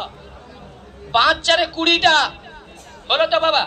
পঞ্চ বিষয়, পঞ্চ জ্ঞানেন্দ্রিয়, পঞ্চ কর্মেন্দ্রিয়, আর হচ্ছে পঞ্চ বিষয়। টোটাল দেখেন, পঞ্চভূত দেহ, পঞ্চ জ্ঞানেন্দ্রিয়, পঞ্চ কর্মেন্দ্রিয়, 5 3 পড়ো না, আর পঞ্চ বিষয় 5 4 20। এইবার আসুন ভাগবত যে এত হচ্ছে, আপনাদের প্রশ্ন আসতে পারে তাহলে ভাগবত তো শুনতেছে মানুষ, ভাগবত ভজন করছে না কেন? প্রশ্ন আসতে পারে। বলে এত ভাগবত, এত লীলা কীর্তন ঘরে ঘরে হচ্ছে, মানুষের মনের পরিবর্তন হচ্ছে না কেন? বলে হবেই কি করে আমার মতো পেশাদারি পাঠক হলে। তুমি তো মনে করবে আগে যাত্রাটা দেখতে, অভিনয় দেখতে, বলে এখন ভাগবত পাঠক শুধু পাঠে বসে কতটা কে সুন্দর অভিনয় করতে পারে। অভিনয়টা করে গেল কিন্তু ব্যক্তিগত কোনো কর্তব্য করে গেল না। কারো যদি বিপদের দিনে একটা তুলসী দিয়ে ভগবানকে জানালো না, হে ভগবান, যাক ওই বাড়িটায় একদিন ভাগবত করতে গিয়েছিলাম, হ্যাঁ ওই বাড়ির মানুষটা অসুস্থ, আমি ওর বাড়িতে না যেতে পারি, ওর নাম গোত্র ধরে এখান থেকেও একটু জপ করে বা তুলসী দিয়ে যেন ওর মঙ্গল করতে পারি, মঙ্গল চিন্তা করতে পারি। ওর তো আমি মঙ্গল করতে পারবো না, আমি এইটাও যেন করতে পারি ঘরে বসে। বুঝেছেন? তাহলে ভক্তকে যে অপরের দুঃখ দেখলে স্থির থাকতে পারে না, ছুটে যায়। তাহলে ভক্ত কেমন? বলে নিজের সর্বস্ব সুখকে জলাঞ্জলি দিয়ে যে অপরের কল্যাণের জন্য নিজের জীবনকে উৎসর্গ করেছে। প্রেম সে বলে নিতাই গৌর প্রেমানন্দ। বুঝেছেন? ভক্ত এরপরে বিচার বিশ্লেষণ করলে মাথা ঘুরিয়ে যাবে। একজন বৈষ্ণবের 26টা গুণ, ভগবান বলে 26 নয়, অনন্ত গুণ। তাহলে অনন্ত গুণের মধ্যে 25 প্রধান যেই গুণে বস করে কৃষ্ণ ভগবান। তাহলে ভগবান বড় না ভক্ত বড়? ভগবান বললেন আমার হতে আমার নাম বড়, নাম হতে আমার প্রিয় ভক্ত বড়। তাহলে ভগবানকে কি করলেন না, গোটা জগৎকে যিনি আকর্ষণ করছে সে জগৎমোহন কৃষ্ণ, আর ভগবানকে আকর্ষণ করছে শ্রীমতী রাধারানী শুদ্ধ ভক্তি। তাহলে ভগবান বড় না ভক্তি বড়? আচ্ছা বলুন, ভক্তি যদি বড় হয় তাহলে ভক্তিকে আপনি কোনো কিছুর বিনিময়ে বেঁচে তুমি পারবেন ভক্তি পেতে? বলে ভক্তিটা হলো মহতের কৃপায় ভক্তির জন্ম হয়। প্রহ্লাদ মহারাজ বলছে নিতাই গৌর প্রেমানন্দ। ভক্তিটা এত সহজ নয়, ঠুমকো নয় যে যেখানে সেখানে আমরা চাইলেই পেয়ে যাব। আরে আমিও তো একটা বিষয় ছিলাম বাবা, ব্যবসা বাণিজ্য করতাম, আমার মাথায় কে এমন কি ঢুকি দিল, ওইগুলোকে ফেলে দিয়ে এখানে আসছে। আর ওগুলো ফেলে দিয়েও যখন এখানে আসছে, এখানে এসে কি করবা, ওইখানের মতো ব্যবসা শুরু করে দেবো নাকি? তাহলে ওইটা আমার তো ভালো ছিল, এটা তো আরো খারাপ এসে গেল কি বাবা? আরে আমি ত্যাগের চিন্তা নিয়েছি, আমি দাদার সঙ্গে তিলক করছি, শিখা রাখছি, আমার ত্যাগটাই আমার বৈষ্ণবতা। আমার শিখাটা তিলকটা এটা নয়, আমার ত্যাগটাই হলো বৈষ্ণবতা। যে যত বড় ত্যাগী সে তত বড় উচ্চ মার্গের বৈষ্ণব। দেখেছেন? তো এইবার সেই জায়গায় দাঁড়িয়ে বললেন কি, বাহু দিয়ে ব্রাহ্মণের সৃষ্টি, এই ক্ষত্রিয় সৃষ্টি করলেন। তাহলে ব্রাহ্মণকে মুখ দিয়ে, বাহু দিয়ে ক্ষত্রিয়কে বাহু দিয়ে। বুঝেছেন? রাজা। তাহলে রাজা কিসের জন্য? প্রজা পালন করার জন্য। এরপরে বৈশ্যকে সৃষ্টি করলেন উদর দিয়ে। বুঝেছেন? তাহলে বৈশ্যের কাজ করবেন চাষবাস করা, ঠিক কিনা? ব্যবসা বাণিজ্য করা। এরপরে ভগবান কি করলেন? চরণ থেকে শূদ্রের জন্ম করলেন। শূদ্র মানে একটু নিচু জাতের মানুষ। বুঝেছেন? আচ্ছা বলুন তো, এরপরে ভগবান কি বললেন? খুব কান দিয়ে শুনুন। বললেন শূদ্রকেও কিন্তু ওইরকম, ব্রাহ্মণকেও যেমন দেখেন, ক্ষত্রিয়কে দেখেন, শূদ্রকেও ওইরকম শ্রদ্ধা করতে বলেছে। কোন নিচু জাতি মানুষকেও আবার ছোট চোখে দেখা যাবে না। এই জন্য বৈষ্ণবের সমদর্শিতা, বৈষ্ণব যিনি হবে তিনি কি বিচার করবেন? তিনি বিচার করবেন না, তিনি বিচার করবেন না, তিনি সর্বভূতের মধ্যে সমদর্শিতা। মন্দির ভাঙাও অপরিষ্কার, সেটা কৃষ্ণের মন্দির, ভক্ত দেখলেই প্রণাম করবেন, নিতাই গৌর প্রেমানন্দের। কিন্তু আমাদের বিচার আছে না। আপনি মা আমি ছেলের বয়সে, আমাকে আপনার প্রণাম করতে বিবেক বাজবে না বাজবে না? বলে আরে ও তো আমার ছেলের বয়সে। বলে বৈষ্ণবের ছোট বড় নাই, সে গৃহস্থ আছে সন্ন্যাসীও, বৈষ্ণব বৈষ্ণব। আর যদি আপনি মনে মনে চিন্তা করেন উনি বাবাজি আর আমি গৃহস্থ সংসারে থেকে আমি কম সাধন ভোজন করি নাকি, বলে ওটাও অপরাধ। এই জন্য বৈষ্ণব বৈষ্ণব, সে সাধু হলেও আপনি যদি তাকে প্রণাম করেন, সাধুকেও কর্তব্য আপনাকে প্রণাম করা, বুঝেছেন? এই জন্য শাস্ত্র আগে দেখুন, শাস্ত্র না দেখলে শুধু গল্প কথায় ভেসে গেলে কি হবে, কিচ্ছু শিখতে পারবো না আমরা, বুঝেছেন? তাহলে সেই জায়গায় দাঁড়িয়ে এবার ভগবান বললেন, চারিবর্ণ আশ্রম যদি কৃষ্ণ নাই ভজে, সকর্ম করিলে সে নরকে পড়ি মরে। এবার বলুন আপনার অস্তিত্ব কোথায় থাকলো? আপনি যেই কুলে জন্মগ্রহণ করেন কিনা, এই কলিযুগে আপনাকে হরি ভজন করতে হবে, একমাত্র হরি ভজনকে আশ্রয় করতেই হবে। আর যদি হরি ভজন ব্যতীত যদি কেউ মারা যায়, সে যেই কুলে জন্মগ্রহণ করুন না কেন, সে যদি ভগবানের কাছ থেকেও আসে, তার পতন হয়ে যাবে। কেন? এটা চৈতন্য মহাপ্রভুর সিদ্ধান্ত, নিতাই গৌর প্রেমানন্দ। এইবার আসুন, ভগবান মনে মনে চিন্তা করলেন, 4টা যুগ তো চলেই গেল, কিন্তু আমি 4 যুগে প্রেম মুক্তি দান করি নাই, তাহলে ভগবান প্রেম মুক্তিটা দিয়ে আমি বেরিয়ে যাবো এখান থেকে, বুঝেছেন? প্রেম মুক্তিটার কথা বলে, বুঝেছেন? ভগবান মনে মনে চিন্তা করলেন যে সেই প্রতিজ্ঞা ভঙ্গ হইল গোপীর ভজনে, তাহার প্রমাণ কৃষ্ণ শ্রীমুখ বচন। হে গোপীগণ, তোমরা যেভাবে সংসার বন্ধন ত্যাগ করে আমার উপাসনা করেছ, ব্রহ্মার আয়ুকাল আমি যদি ওবা পাই, তথাপি শোধিতে ঋণ মোর সাধ্য নাই। আচ্ছা, ব্রহ্মার আয়ু ভগবান মুখে বলছে, নিজের বচনে নিজের মুখেই বলছে, ব্রহ্মার আয়ু কাল আমি যদি ওবা পাই, তথাপি শোধিতে ঋণ মোর সাধ্য নাই। এই দেখেন, যদি কেউ সঠিক সাধনা করে, তার জীবনে কলিযুগে অনেক ঝামেলা আসবে। কি বাবা, তুমি সঠিক কাজ করো, তোমার শত্রু বেশি হবে, কিন্তু অম্বরীশকেও যেমন ভগবান রক্ষা করেছে, তোমাকেও ভগবান রক্ষা করবে। ভগবান পঞ্চমণ্ডপের কাছে ছিল, কিন্তু দুর্যোধন দুঃশাসনের কাছে ছিল না। ভগবান উদ্ধবকে ব্রজে পাঠিয়েছিল, উদ্ধব বৃহস্পতির শিষ্য ছিল। সেই উদ্ধব ব্রজকবিদের সঙ্গ লাভ করার পরে ভগবানের কাছে কেঁদে কেঁদে বলছে, আমি ব্রজের গুল্মলতা যদি হতাম, আমার বলে সেটাও আমার বড় চাওয়া হয়ে গিয়েছে। বলে ব্রজের ভজাঙ্গনা গোপীগণের যদি চরণের ধূলিকণা হতাম, তাহলে আমার জীবনকে আমি শ্রেষ্ঠ মনে করতাম। তাহলে জ্ঞানের সঙ্গে প্রেমের প্রয়োজন। যে পাঠক জ্ঞানে উড়বে নেই প্রেম না থাকে, আর প্রেম পেতে গেলে তোমাকে ওই ভিতরে ঢুকতে হবে। প্রেম কি জিনিস দেখেন, ভগবান মনে মনে চিন্তা করলেন, আমাকে প্রেম ভক্তি দান করতে হবে। তাহলে প্রেম ভক্তি দান করার জন্য ভগবান মনে মনে চিন্তা করলো, আমি যে প্রতিজ্ঞা করেছিলাম যে যেভাবে আমাকে ভজন করবো আমি তাকে সেভাবে কৃপা করবো, কিন্তু আগে তো কলিযুগ আসতেছে, আমি কি করব? এই চিন্তা করতে করতে ভগবান মনে মনে চিন্তা করলেন, সেই প্রতিজ্ঞা ভঙ্গ হইল গোপীর ভজনে। গোপীরা কি করলেন? কাত্যায়নী ব্রত করে আমার চরণ সান্নিধ্যে এসে আমাকে পাওয়ার জন্য চেষ্টা করছে, এবং আমার সুখের জন্য তারা নরকে যেতেও রাজি। বুঝছেন? আমার সুখের জন্য, ভগবানের সুখের জন্য তারা দেহ